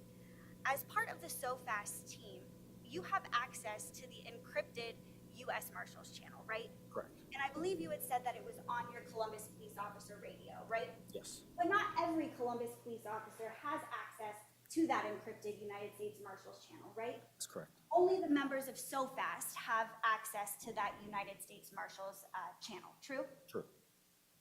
Now, you have other markings on your uniform that identify you as U.S. Marshals, right? Correct. You have U.S. Marshals, a placard on the front and the back of your vest, right? Yes, ma'am. Now, you weren't equipped with body-worn cameras back in December of 2020 while you were on the United States Marshals Task Force, right? Correct. That's something above your pay grade again, right? Yes, ma'am. That's a memorandum of understanding between the marshals, right? Yes. They did not require you to wear a body-worn camera, right? Correct. In fact, they said you were not to wear body-worn cameras while you were participating in the SOFAST task force, correct? Correct. Now, you were describing your vest to Mr. Merkel. You said your vest was a hand-me-down vest, but there were other vests that your team members wore, right? Correct. Your vest, I think, was kind of flush with your shoulders. I can't remember at this time because it's been so long since that vest. Do you think that people from maybe SWAT or the Franklin County Sheriff's Office had different vests? They did. Fair to say that they're a little bit higher, they come off the shoulders a little bit higher Probably. than what your vest did? I want to talk to you, switch gears to December 4th of 2020. You had stated that you had attempted to execute a warrant at the Barbour household, true? That's true. And you're familiar with Kendall Barbour, right? Correct. Jason's familiar with Kendall Barbour, right? Now, you're done with your warrant work and it's around lunchtime, correct? Correct. It's a Friday, right? So you're headed back to the task force office, right? Yes. You pull off onto Estates Place, you take a left onto Ferris. Correct. You're waiting at the light of Carl and Ferris. Correct. You don't have your radio on, do you? I do not. You're in the car with task force officer, I believe you said his name was Joseph Yorkowitz, Correct. and you are driving, right? Yes. So Mr. Yorkowitz is in your passenger seat. Front passenger, yep. He doesn't have his radio on either, does he? No. Okay. All of a sudden, detective, you see Jason do a U-turn and pass by your truck, right? Correct. At first you thought he probably left something behind, right? Yes. But then you were made aware that it wasn't something that he left behind, correct? Correct. Jason rolled down his window and you said he seemed panicked, right? He was scared, right? Correct. He was telling you that there's the guy with the gun, right? Yes.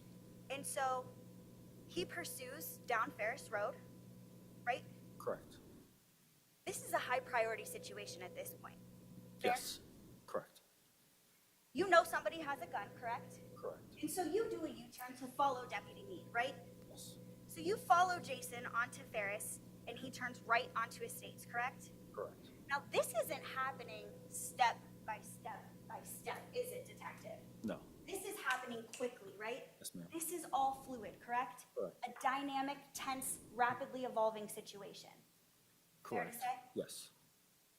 Now, you follow Jason as he turns right onto Estates and you see him jump out of his truck and he runs to the tailgate area, right? Correct. You pull up, true? True. You don't have your gear on at that point, right? Correct. You're like, oh my gosh, I should get my gear on too, right? Correct.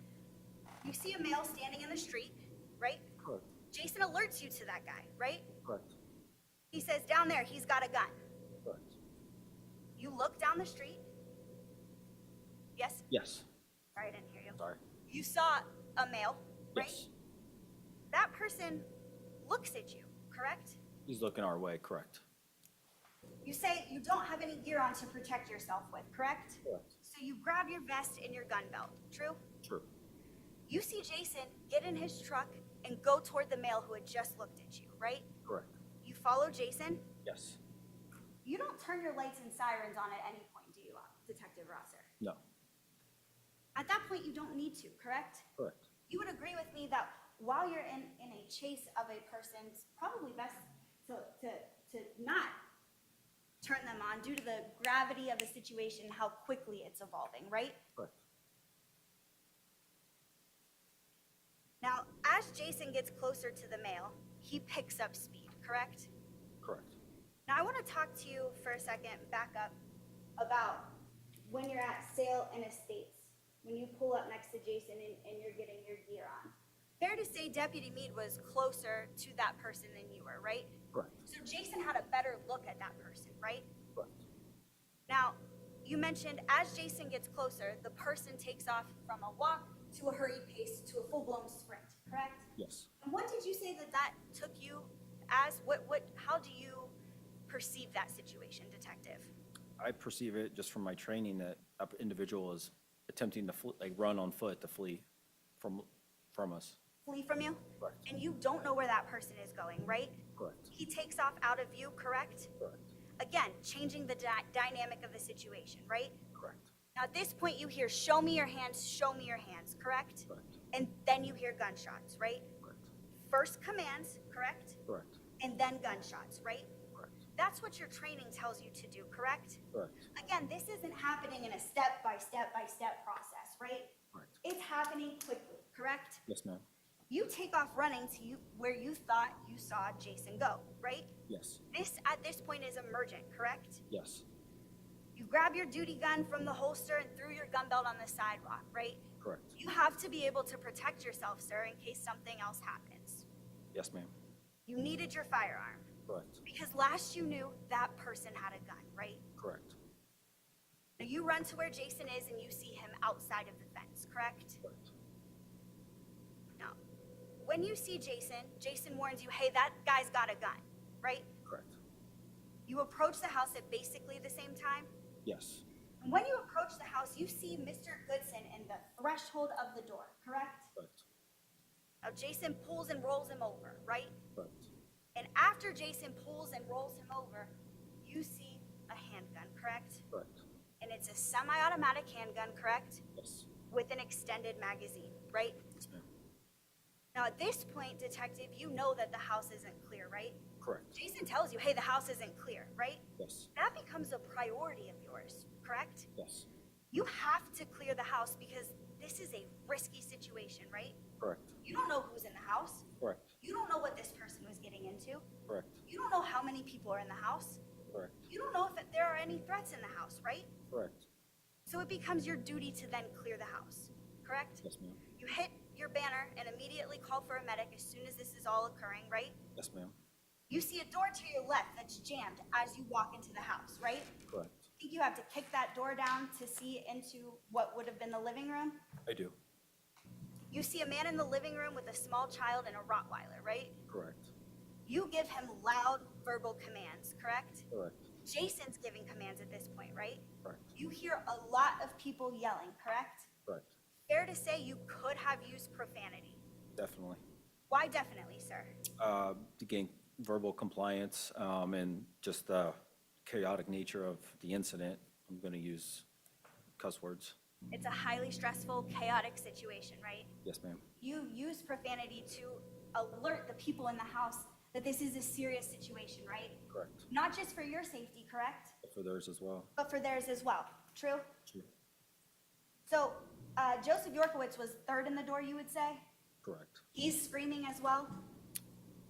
Possibly, but I don't know.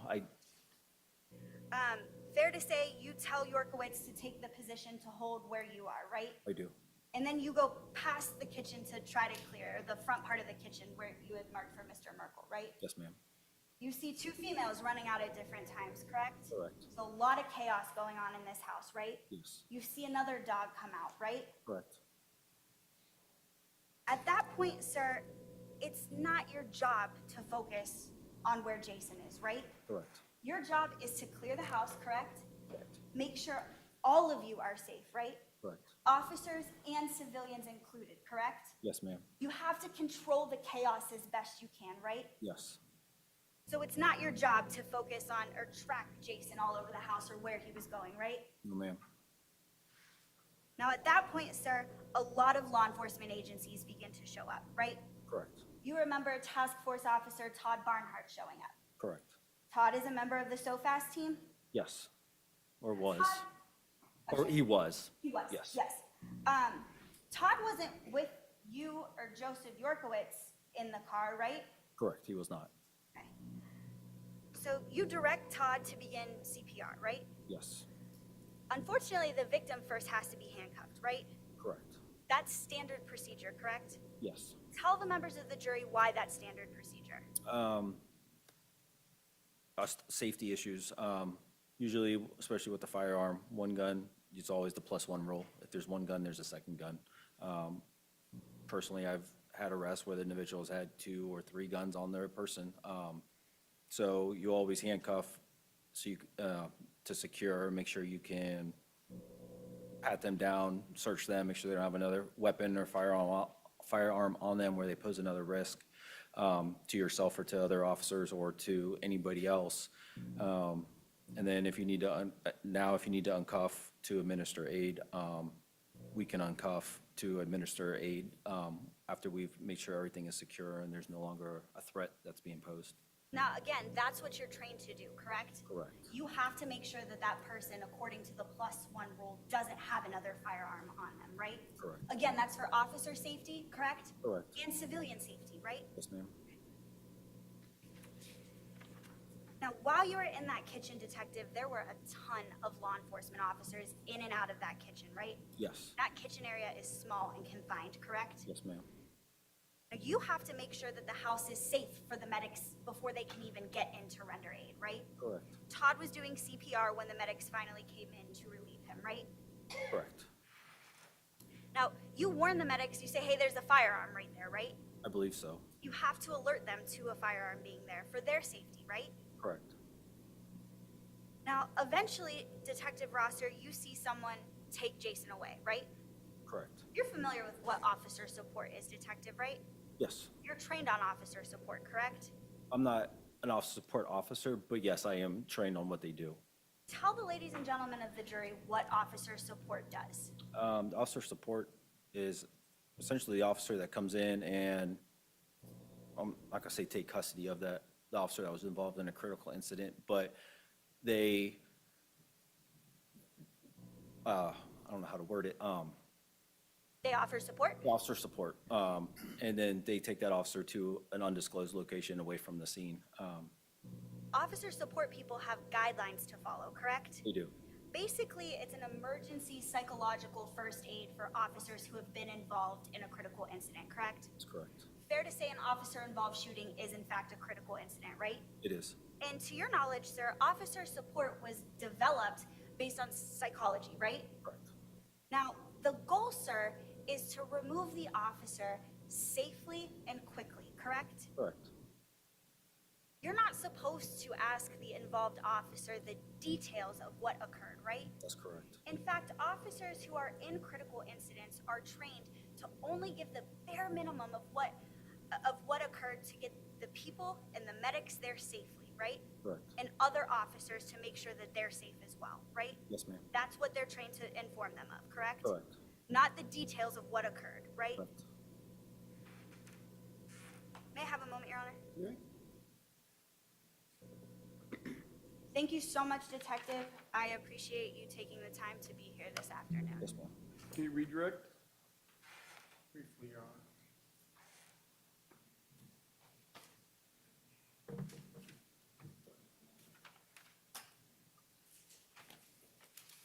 Detective Rosser,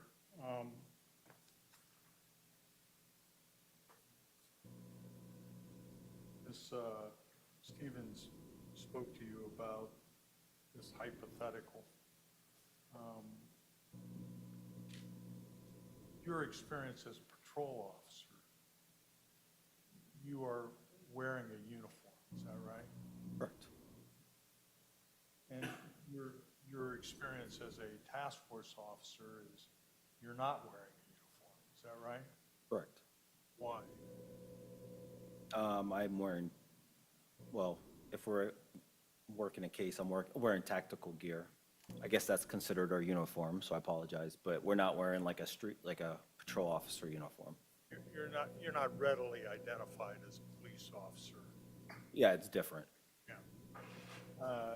And in patrol, which is where you interact more and more with the public, you wear a uniform so that everybody knows you're a police officer, Correct. correct? But that's why we also wear the patches, just so we're readily identifiable. And you drive a marked cruiser, and if you're on patrol and you want to stop someone, how do you do that? What tools do you have in the cruiser? Lights and sirens. Pardon me? Lights and sirens. Okay. That alerts them, not only that you're a police officer, but that you want them stopped. Correct. Okay. Those tools were available to Mr. Meade on December 4th, 2020, right? Correct. His truck had lights and sirens, Yes, sir. but he chose not to use them. Correct.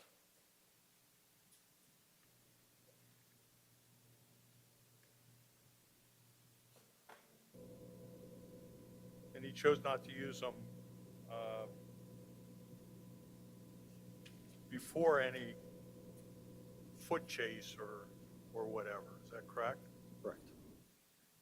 Now, Ms. Stevens talked about someone with their back to you can be a threat. Yes, sir. Simply having their back to you, even if you know they are armed, that's not automatically a deadly threat, is it? Not automatically. You know, in fact, it only becomes a deadly threat if there's a turning point. Is that true? You don't have to turn. Well, a point, Good point. And you know.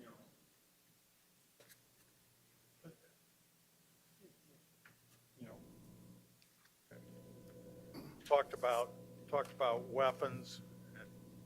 Have you ever fired an automatic weapon? no, Have you seen them fired?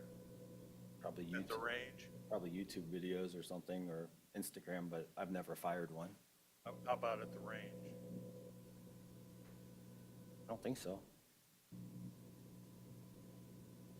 Have you seen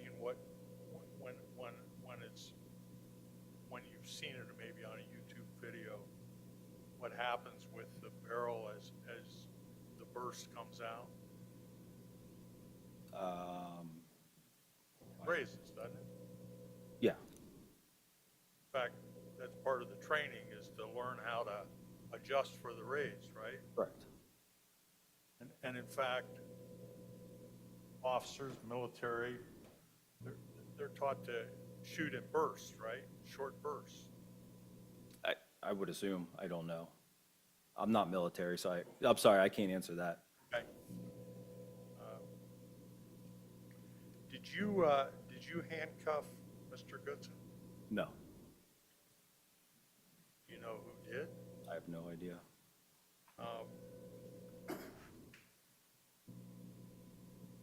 Ms. Stevens asked you about, when you were taking command of the house, using profanity, directing commands, and you said, or she said, and Meade was making commands too. Did you hear him?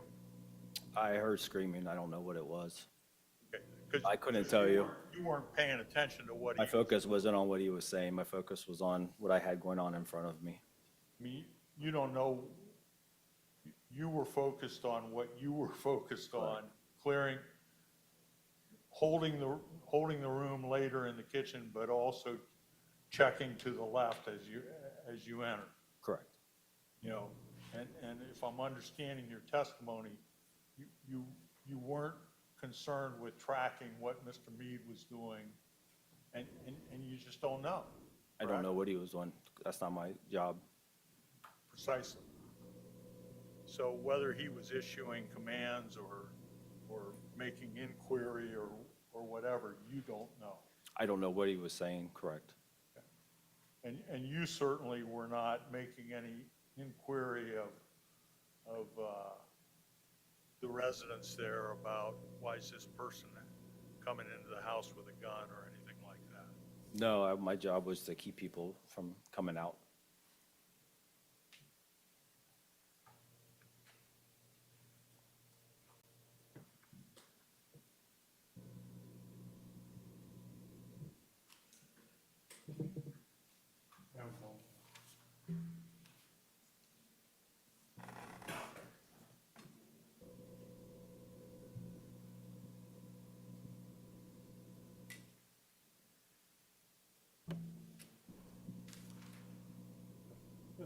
Mr. Meade, in essence, left you and Officer Yorkowitz behind when he headed on down Stakes, isn't that correct? Correct. I mean, you guys weren't geared up. He wasn't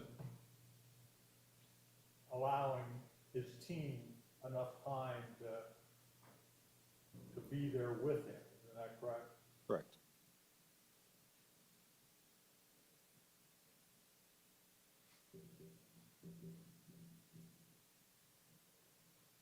In what you observed, did you see any efforts by Mr. Meade to de-escalate the situation? What you observed? I mean, show me your hands is a verbal de-escalation. I don't, Okay, show me your hands. that's a verbal de-escalation, as in, show me your hands, and so I would say heard, not saw. There wasn't time to, I guess, see. It was happening so quickly and right here, right now, there was no time to try other de-escalation tactics. That doesn't always apply. Sometimes all you have is the verbal. Further down. Briefly, Your Honor, thank you.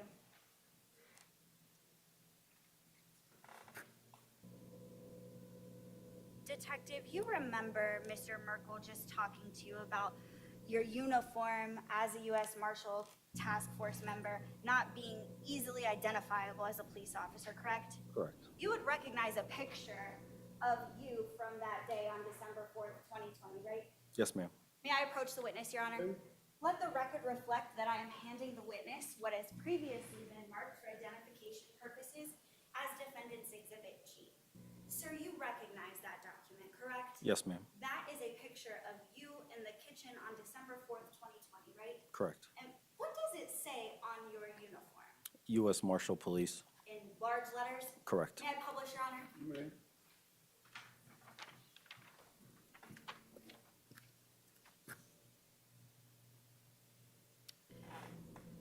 Pretty easily identifiable as the police officer, wouldn't you say, Detective? Yes, ma'am. Now, I want to talk to you about Mr. Merkel's question about how Jason left you and Yorkowitz behind. Do you remember that question that he had asked you? Yes, ma'am. Now, when Jason pursued the person on foot, that person was leaving, right? Correct. He had a gun, right? Correct. He didn't know where he was going, right? Correct. Jason didn't know where he was going, right? Correct.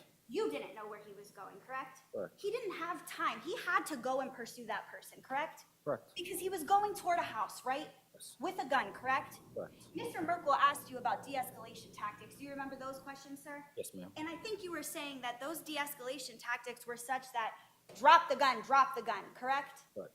You're trained on to give verbal commands as a de-escalation tactic, correct? Correct. And if those verbal commands don't work and that person turns and points the firearm at you, what are you to do in that situation, sir? Respond with deadly force. Respond with deadly force. Thank you, Detective. Nothing further. Mr. Russell, you can step down.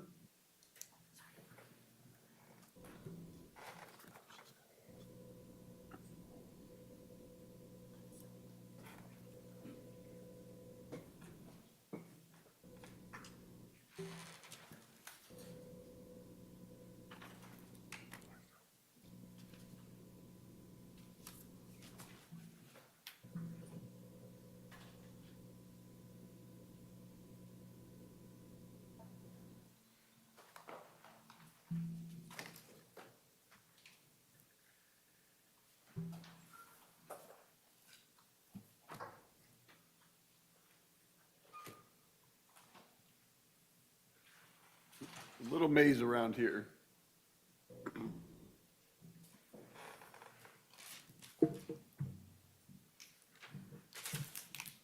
You raise your right hand. You solemnly swear, affirm under penalty of perjury, your testimony in this case will be the truth, the whole truth, nothing but the truth. Have a seat. Pull yourself up close to the microphone.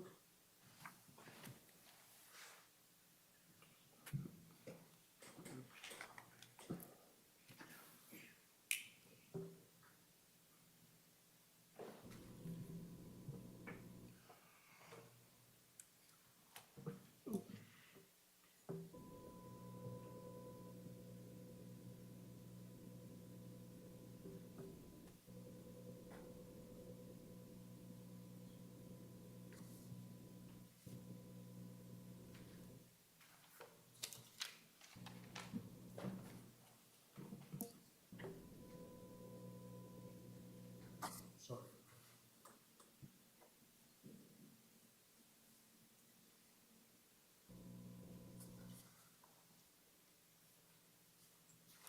Afternoon.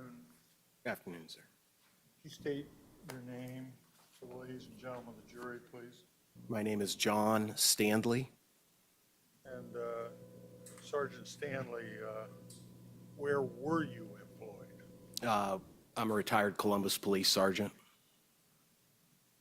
How many years were you a Columbus police officer?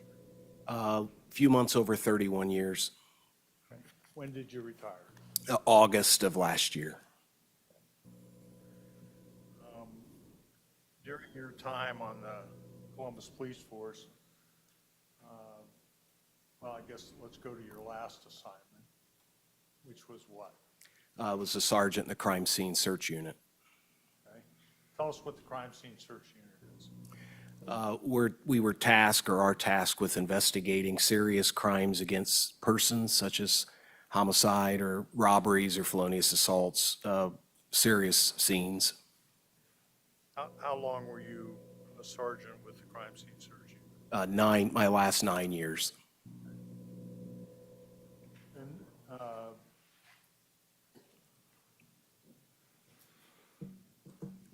when you say you were tasked with investigating incidents, were you specifically tasked with certain aspects of those investigations, Correct, processing scenes? correct. Tell us what that means when I say processing scenes. We would typically photograph the scene and evidence. We would mark and collect evidence from the scene. And we have specialized equipment that if we had to get on a roof or if we had to cut things down to get to evidence, we have those type of things too. So we would actually handle the physical scene itself.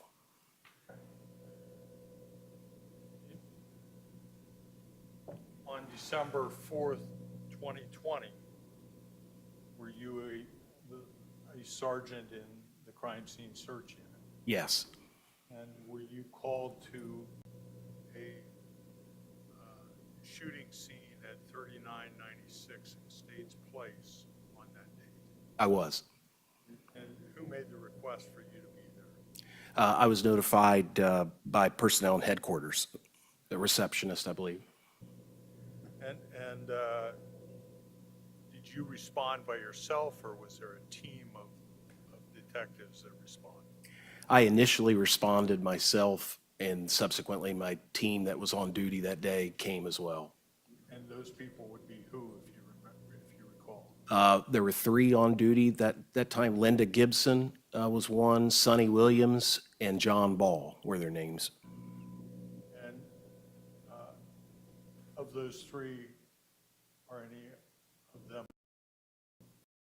Linda's retired. I'm not sure about John. Sonny's still working on duty. Now, since I guess all told there were 4 of you that responded, did you all do the same tasks? No, Okay. Things were divvied up? correct. You guys have seen these, right?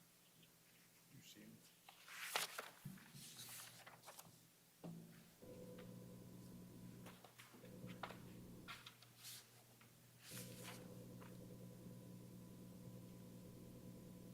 I'm going to show you a stack of photos here. You would look through those. I believe they're marked States Exhibit 2P, I think is the first one. And they go through States Exhibit 2.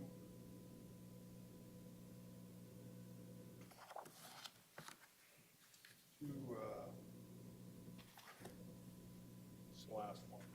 VW, I believe. 3 W's, triple W, through 2.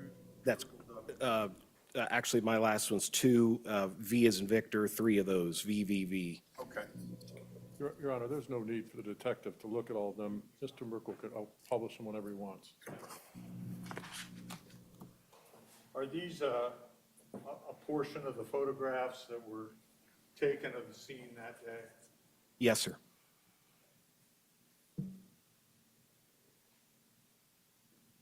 Among other things that Crime Scene Search Unit does, do you prepare a sketch of the scene? Yes. I'm going to show you the mark as 2 triple Y. And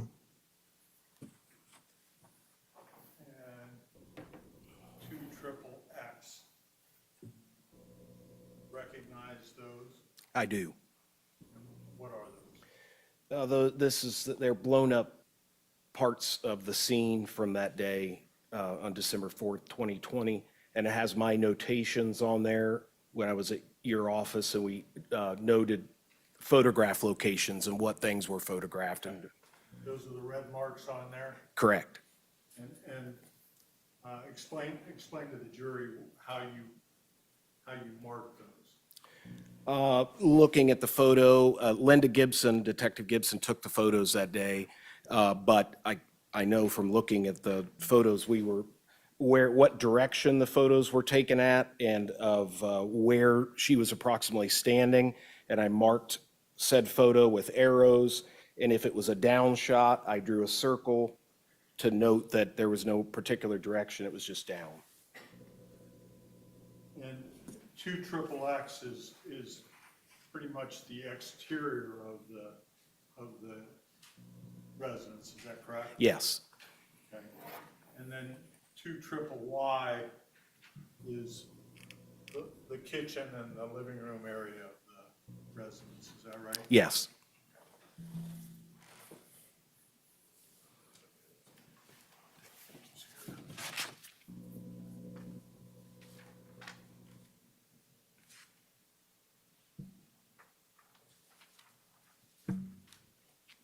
Overhead here.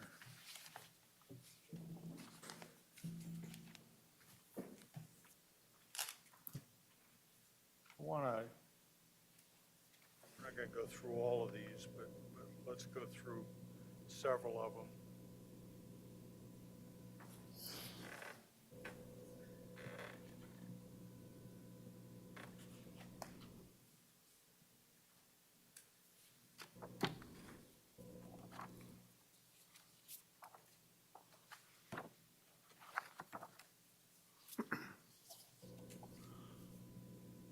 Start with State's Exhibit 2AA. And there are cones in the photograph. What, were those there originally, or have those been placed there? Those were placed by my team. Okay. And those cones are marking what? Individual items of evidence that were going to be collected and photographed. Okay, and this particular photograph shows what portion of the premises? This is the kitchen, Okay, kitchen floor, correct? all right?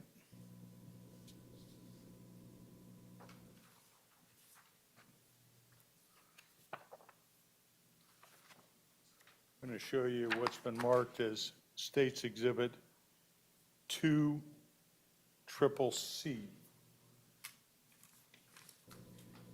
And what is that photograph depicting? That was a semi-automatic handgun that was located on the kitchen floor. Okay. And that was its location when you all began processing the scene, is that correct? Correct, yes, sir. In the order of things, what's the, when are the photographs taken? Are they taken at the end or at the beginning, or when? We refer to ourselves as the last responders. We're pretty much the tail end of everything, so this is at the end. Right, but in terms of your processing of the scene, when are you taking the photographs?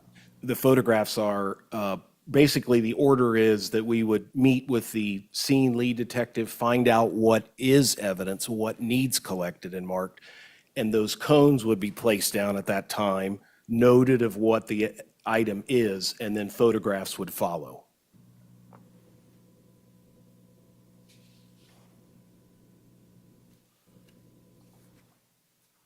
Show you what's been marked as 2DDD. Do you recognize what's depicted in that photograph? I do, sir. What is that? That's a bullet projectile, we refer to it. Okay, and that was on the floor of the kitchen? Correct.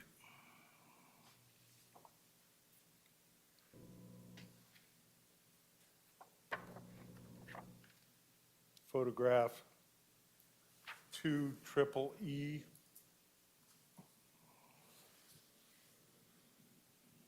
What is that depicting? Now, that's a skull cap, I believe. Okay, how about the white things on either side of it? AirPods? Okay. And those were on the kitchen floor? Correct.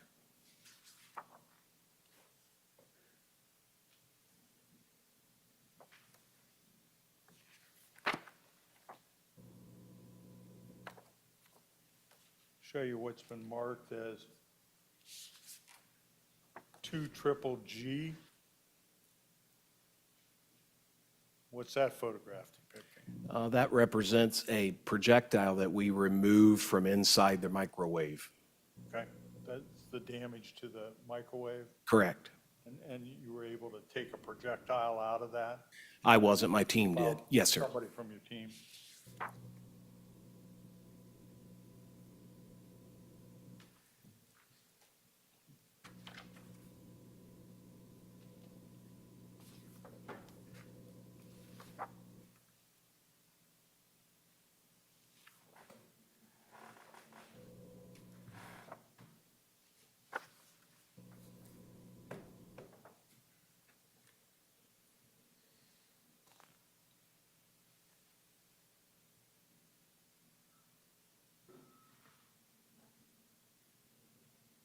State's Exhibit 2 triple J. You know what that depicts? I believe that's the edge of the kitchen where it would lead to a hallway. Back where the bedrooms were? Correct.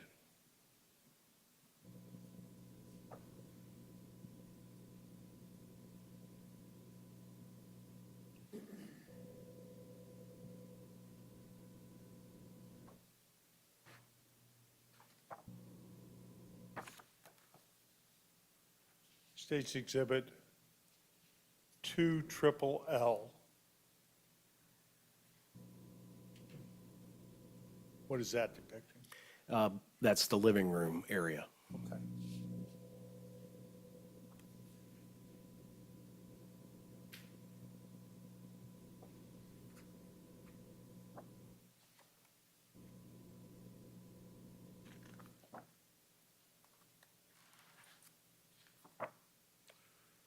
State's Exhibit 2 triple P. Let me see if I can.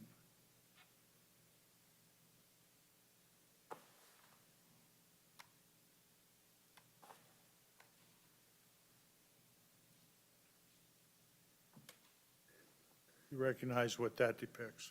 That is a picture of a photo of the front door area from the living room. The front door or side door? I'm sorry, side door. Okay. And it has keys in the door? Correct. And that is the way it was positioned and found by you and your team when you guys processed the scene? Yes. Okay.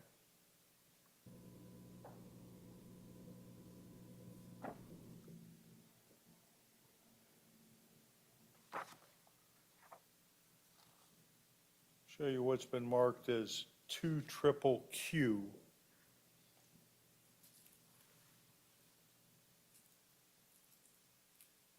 And what's that depict?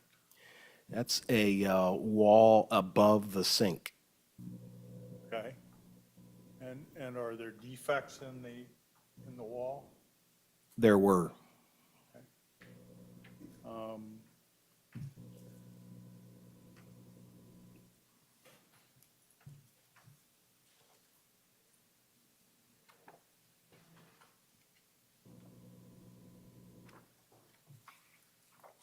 State's Exhibit 2 triple R.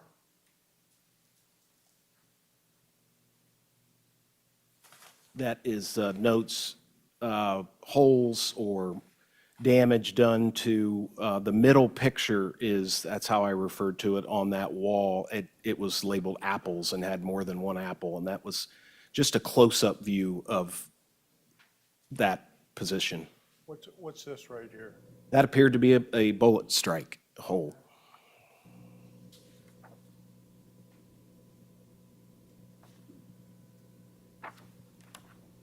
Two triple S. Same type of, that was to the frame, to the, if you're facing that middle picture, this is the picture to its right, and there was a projectile at the edge or stayed in that position to that hole. Yes, sir. Right where I'm pointing? Correct. Okay.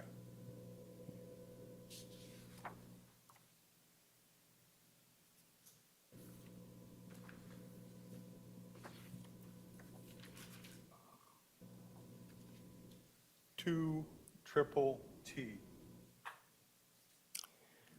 That is a hole that I placed there to try and find the bullet that had made the larger hole from a few pictures ago.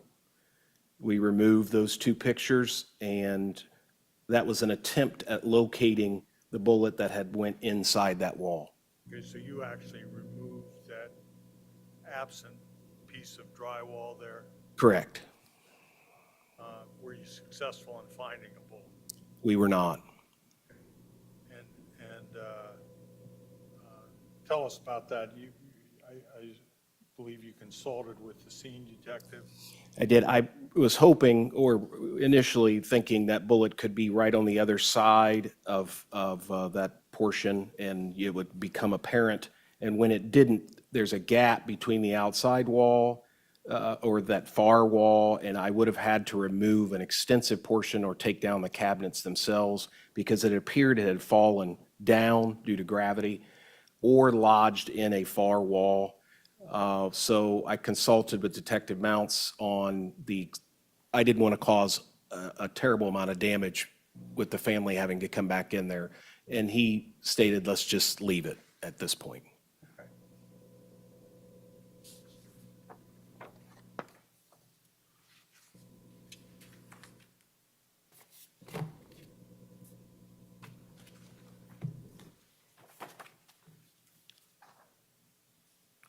Now, I guess while we're looking at photographs,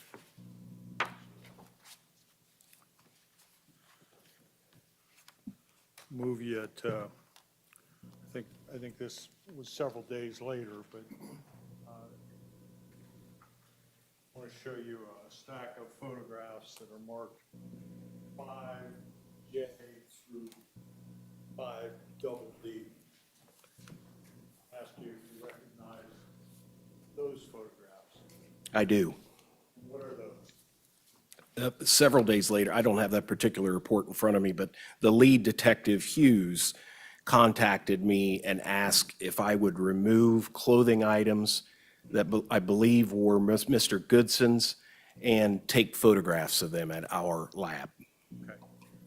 So those are, if I use the term posed photographs, is that That's- what those would be? Yes, sir. Meaning that you set them up, laid them out, and posed the item and then photographed it. Correct. And the purpose of that was to show the condition of the clothing Correct. and any holes in it and so forth? Any holes or tears is what he wanted me to document. Okay. And you did that? I did.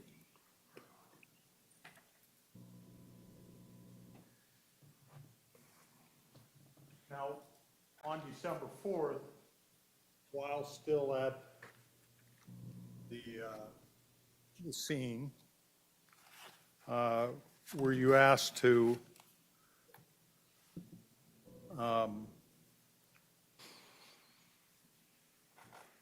collect or photograph and collect any other items? I was. What is that? Photograph Deputy Meade and collect his firearm that he used during this incident.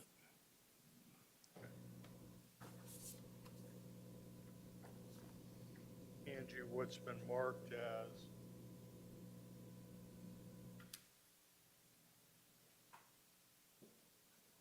State's Exhibit 3F through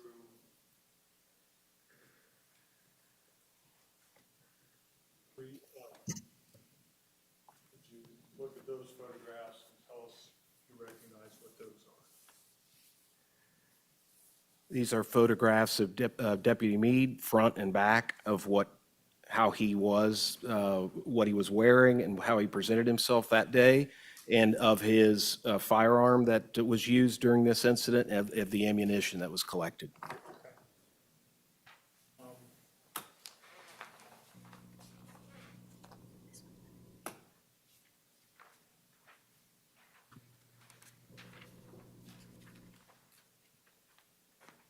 Show you a photograph of 3F. And that's the photograph of Deputy Meade. Correct. And it's got, this is, he's got the body armor on, is that correct? Yes. What is the yellow thing? I believe that was a taser. It's a taser? Tell us what a taser is. That's a non-lethal weapon that police are issued that can be used in various situations. Okay. You know how they work? I believe so. Yeah, generally they have hooks that are spring-loaded and punch out when the trigger's pulled, and the idea is to lock into a person that you're aiming at, and there's an electrical charge that goes through wiring into the probes that are in the person, and it's supposed to lock up the major muscle groups of that person and help them to comply or to get under arrest or whatever the situation is. So it would incapacitate a person if you strike them with a taser? It is supposed to. Okay. Do you know the general range of a taser? The ones I carried were about up to 21 feet. Okay, so 21 feet and inside, you're within range. Beyond 20 or 21 feet, the taser's not going to reach you. Just due to gravity and the arc of it's going to take, it only goes out so far before it would just hit the ground.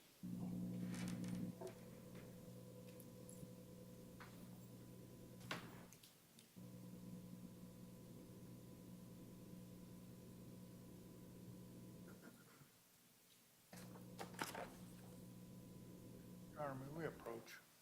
Really?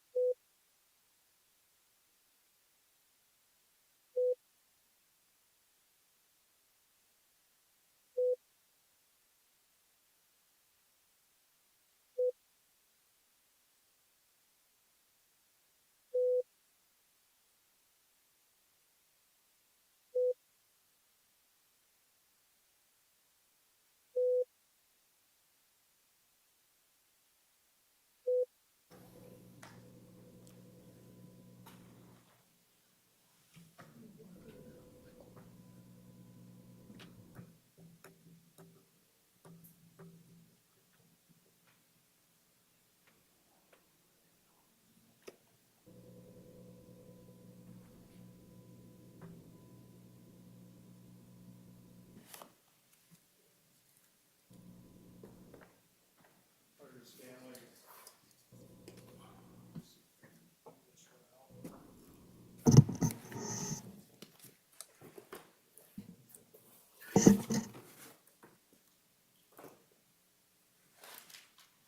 Got several things in this box.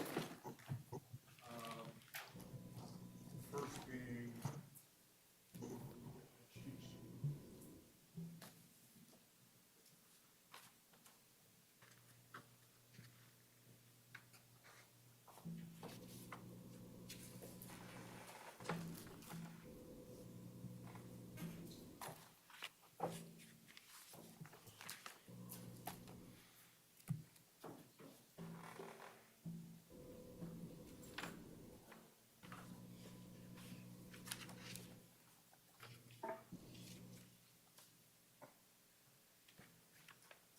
I believe it is marked as States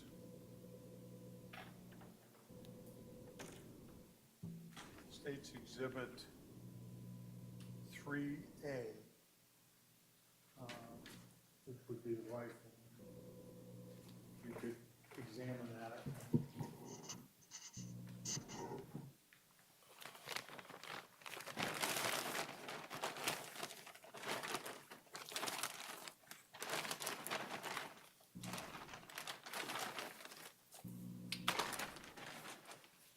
Yes, sir. Okay. Is that the rifle that you collected from Deputy Meade? It is. Okay. And then State's Exhibit 3B is also in the box there.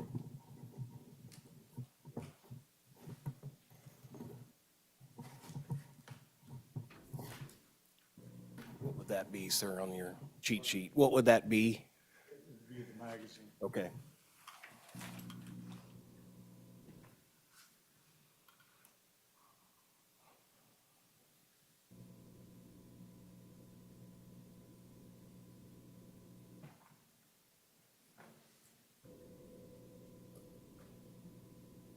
Yes, sir, I do. And what is that?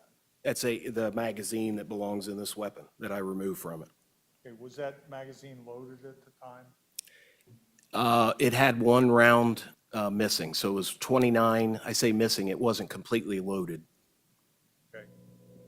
Live rounds in it, or were there some shell casings that had been recovered from the scene? This would hold live rounds.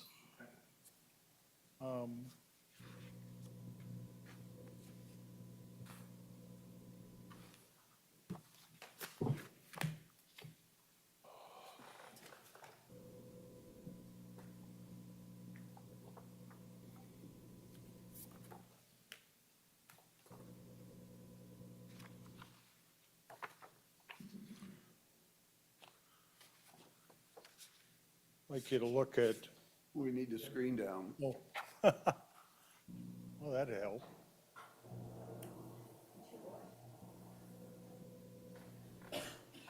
Sorry.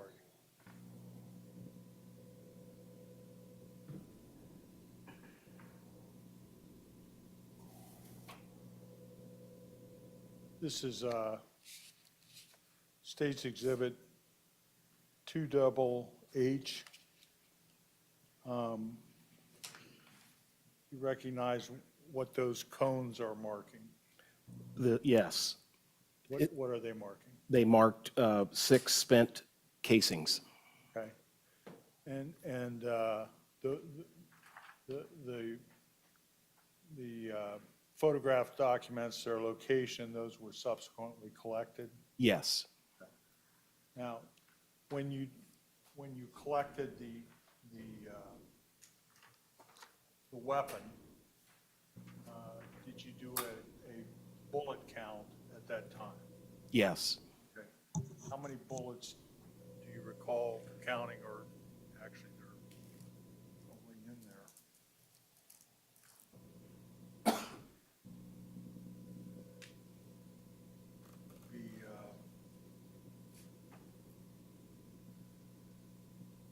Please exhibits 3C. Yes, sir.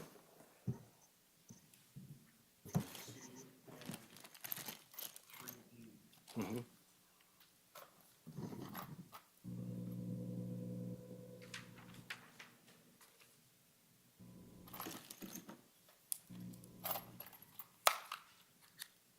Okay. Recall how many you recovered? We accounted for 29 rounds. Okay. And that, in part, was using the shell casings that are depicted in State's Exhibit 2H? Yes, sir. Okay. So there were 23 rounds there in 3D and 3C? There were 23 rounds in the weapon when I collected it, and 6 rounds had been fired that we found the casings outside, which gave 29. Okay. And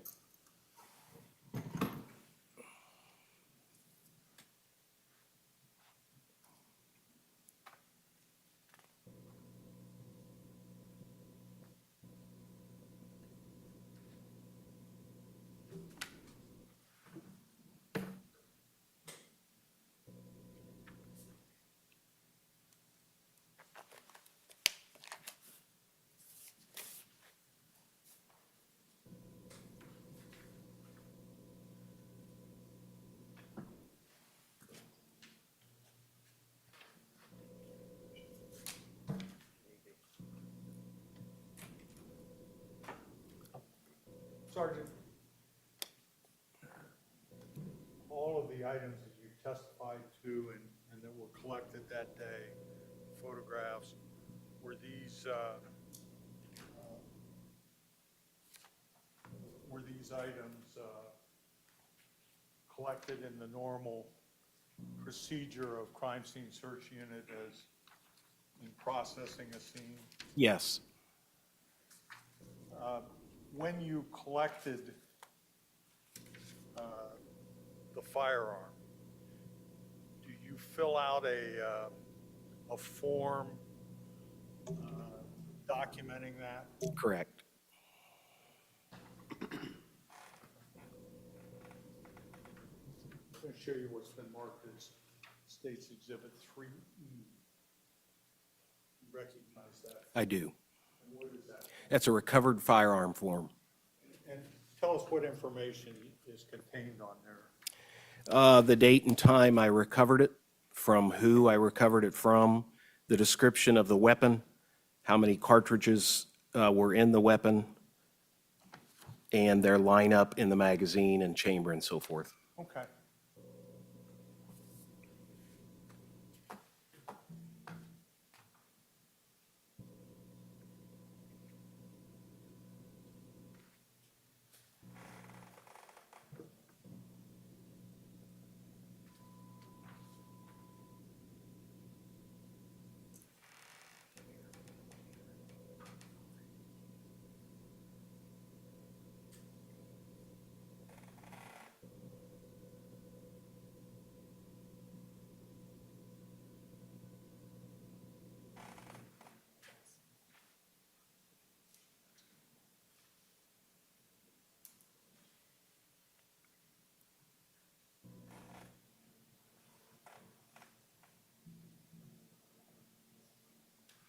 Sergeant Stanley, the doorway on the side door, there was a storm door on there, was there not? Yes. And was that photographed as well? Yes. And was there a reason that it was photographed? It appeared to have holes in it. Okay.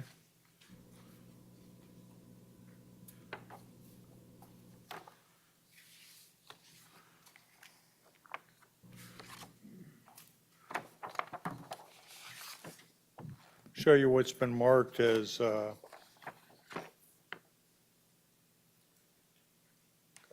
down. State's Exhibit 2R.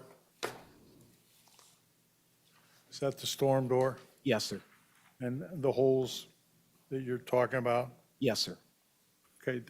You also took photograph 2GG. Is that a photograph of the stoop there? Yes, sir. And what's on there? It appeared to us to be blood, Well, blood, but, glass. okay. And did that seem, or did that appear to have come from the storm door right above it? Correct.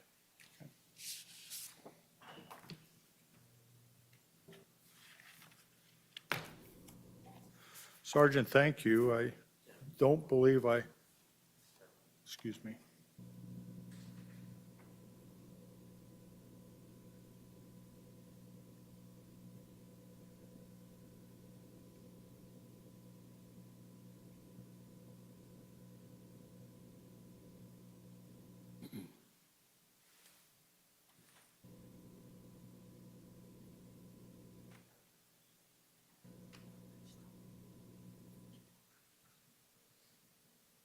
Thank you, Sergeant. I Yes. don't believe I have any further questions.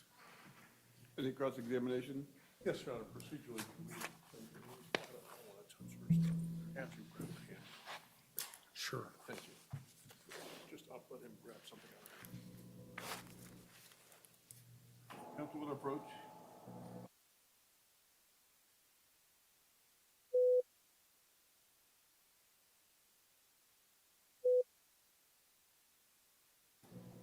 Wants to make sure I can try to do that by foot. I'll try it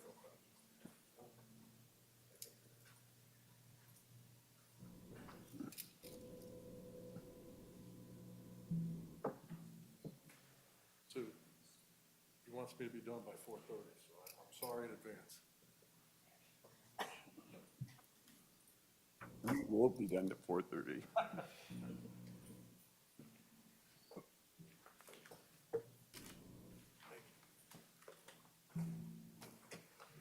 Yeah, if you'll put that down, I'll use the other one. And the appropriate.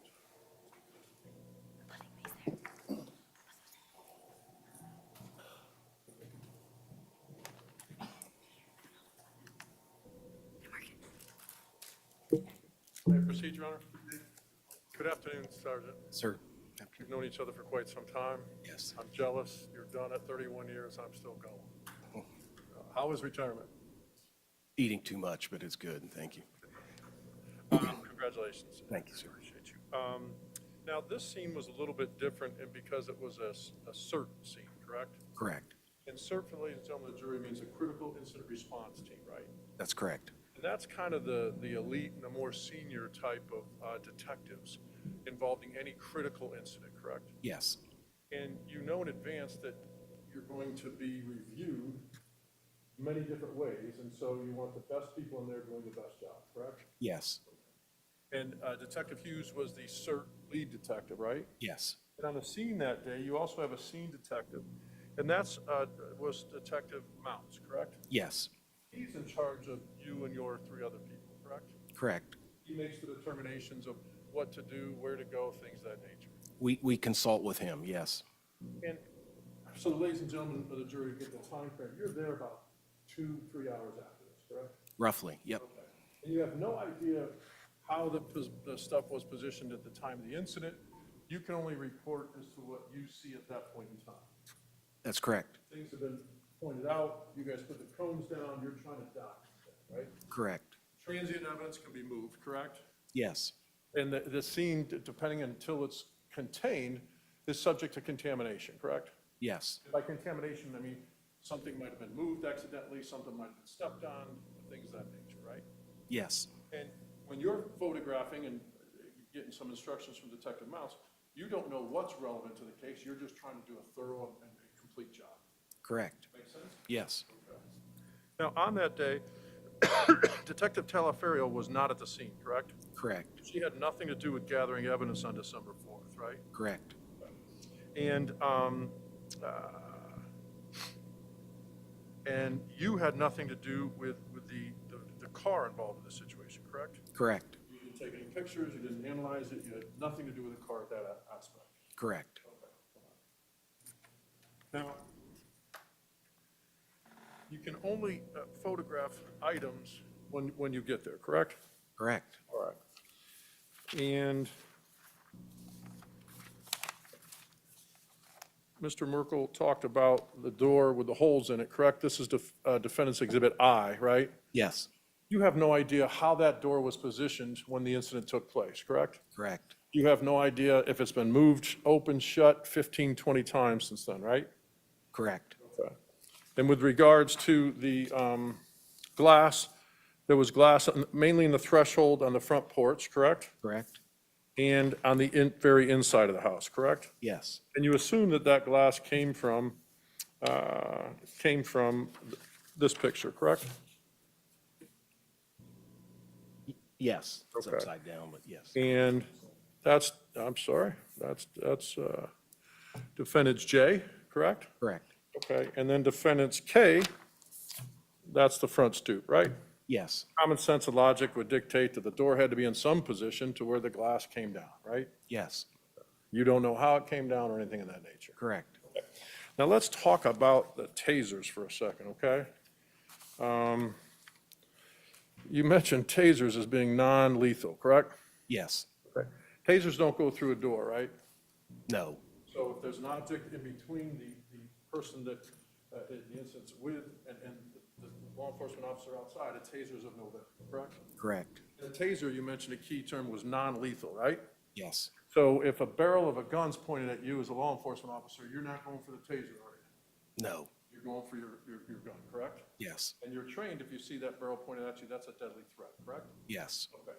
And the taser's not an option, right? No. Now, with regards to Mr. Meade, And these pictures, I think, and again, these are the same ones you've seen. We just put different labels on them to make it more expedited. Okay, This is Defendant's Exhibit N. You had looked at one of those, correct? correct. Now, on there, this is the full uniform, and there's padding up on top over the shoulders, correct? Yes, That's the specific type of vest, right? yes, And there's markings, and there's even neon colors, correct? correct.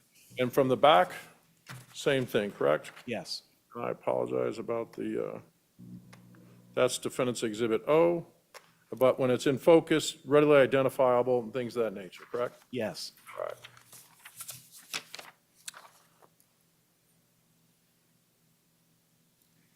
Now, you mentioned a couple things on there. There were some defects in the wall. Mr. Merkel showed some pictures, right? Yes, Now, one, you found a projectile. correct, Other one, you didn't. correct, So you can't even say if that defect was from this situation. correct, Could have been there before.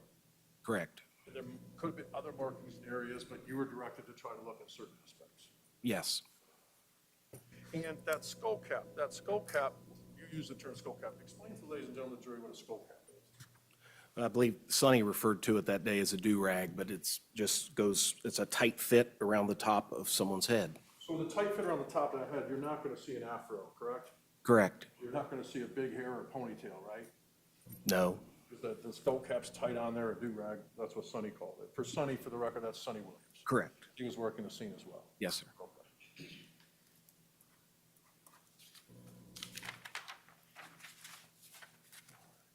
Now, and I apologize, I don't know the number. If you would just read for the number of that exhibit. There's a lot of numbers on here. Sorry. Which one, number you're? Do you have the key for them on this? 2G. So this is handing you what's been marked for identification purposes as State's Exhibit 2G. Okay. Now, you testified on direct, could you examine that gun and let us know if that's the same gun that you took pictures?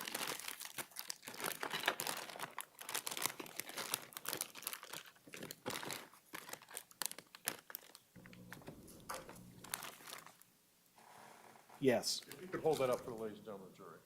Okay. And then the clip is 2H, H.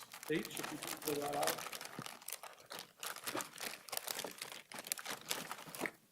Okay. And that's an extended magazine clip, correct? it is. Explain to the ladies and gentlemen of the jury what that is. Extended magazines holds more bullets. And they come out from beneath the gun, It's correct? not yes, it's not flush. It doesn't come originally with the gun. It's a side, an added on piece. Give me one second. Okay.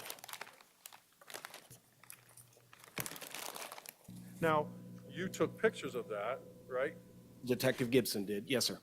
Anytime I say you, I'm I get it. including the whole group. Yes, sir. I've only got till 4:30.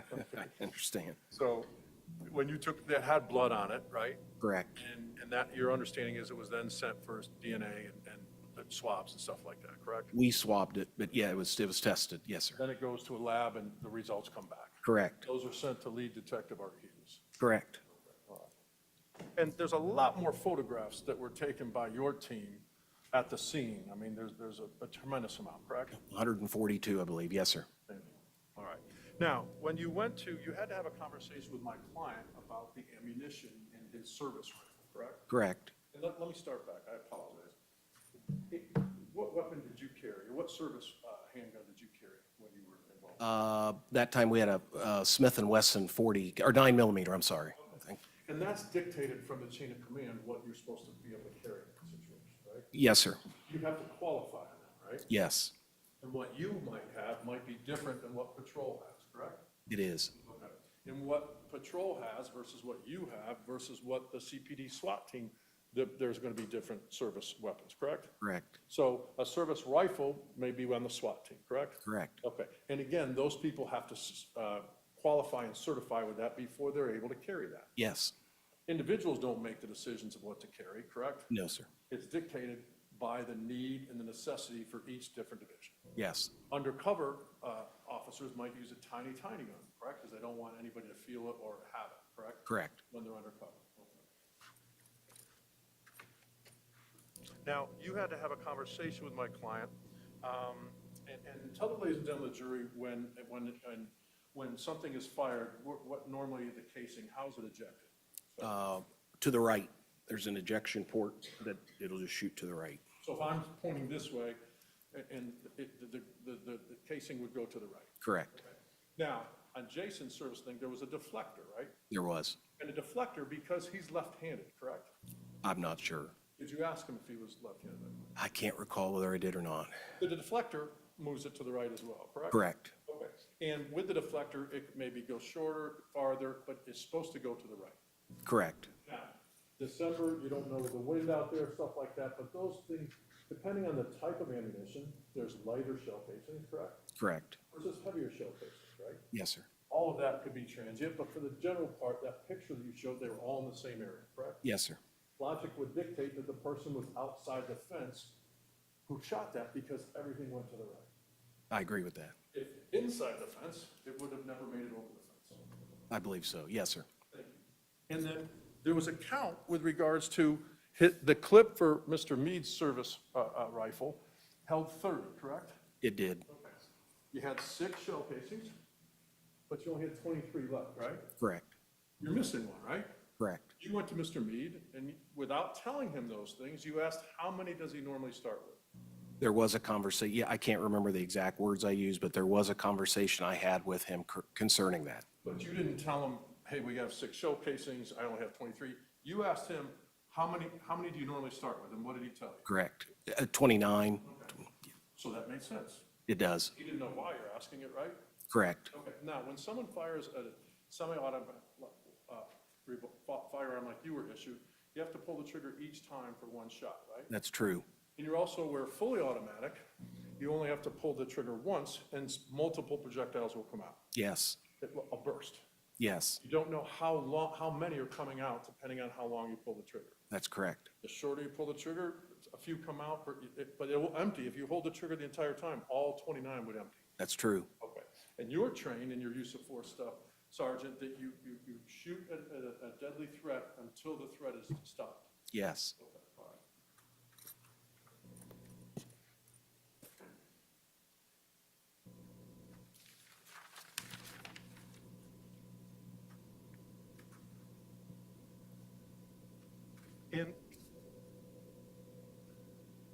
Back in 2020, is it fair to say that body-worn cameras were just kind of the new item that was being put out? Yes. You've worked with multiple jurisdictions on some crime scenes, correct? Correct. Some jurisdiction had body-worn cameras, others didn't, right? That's true. And again, that comes from the chain of command, not the individual officer. Correct. Had you worked with So Fast before on any other scenes that you were involved with? Once or twice. I can't recall. Maybe twice. And you're aware of the purpose of them, correct? Correct.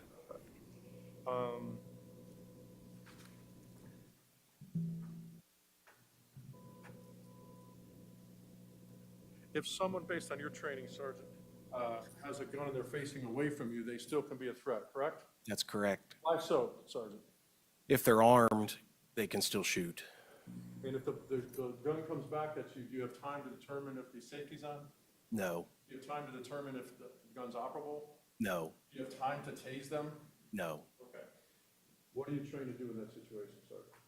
Shoot to protect yourself till the threat's over. And where do you shoot, sir? Center mass. You don't shoot in the hand or try to injure him in the leg or anything like that? No, sir.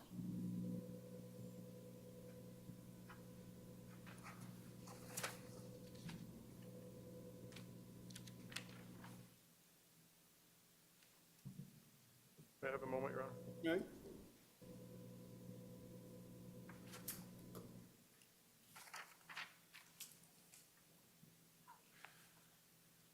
Congratulations. Thank you, sir. Thank you for being here. Thank you.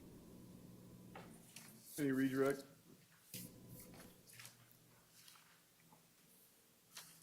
Sergeant, you're trained to only fire your weapon when there is an immediate deadly threat, correct? Yes. Sergeant, is there any more immediate deadly threat than a gun being pointed towards you? No. Thank you, sir. Ladies and gentlemen, we're going to break for the evening. Do not discuss this case among yourselves. Do not permit anyone to discuss it with you in your presence. It is your duty not to form or express an opinion on the case until it is finally submitted to you. If you can come back tomorrow, 8:45, you guys are doing a great job. I got to pick up my pace.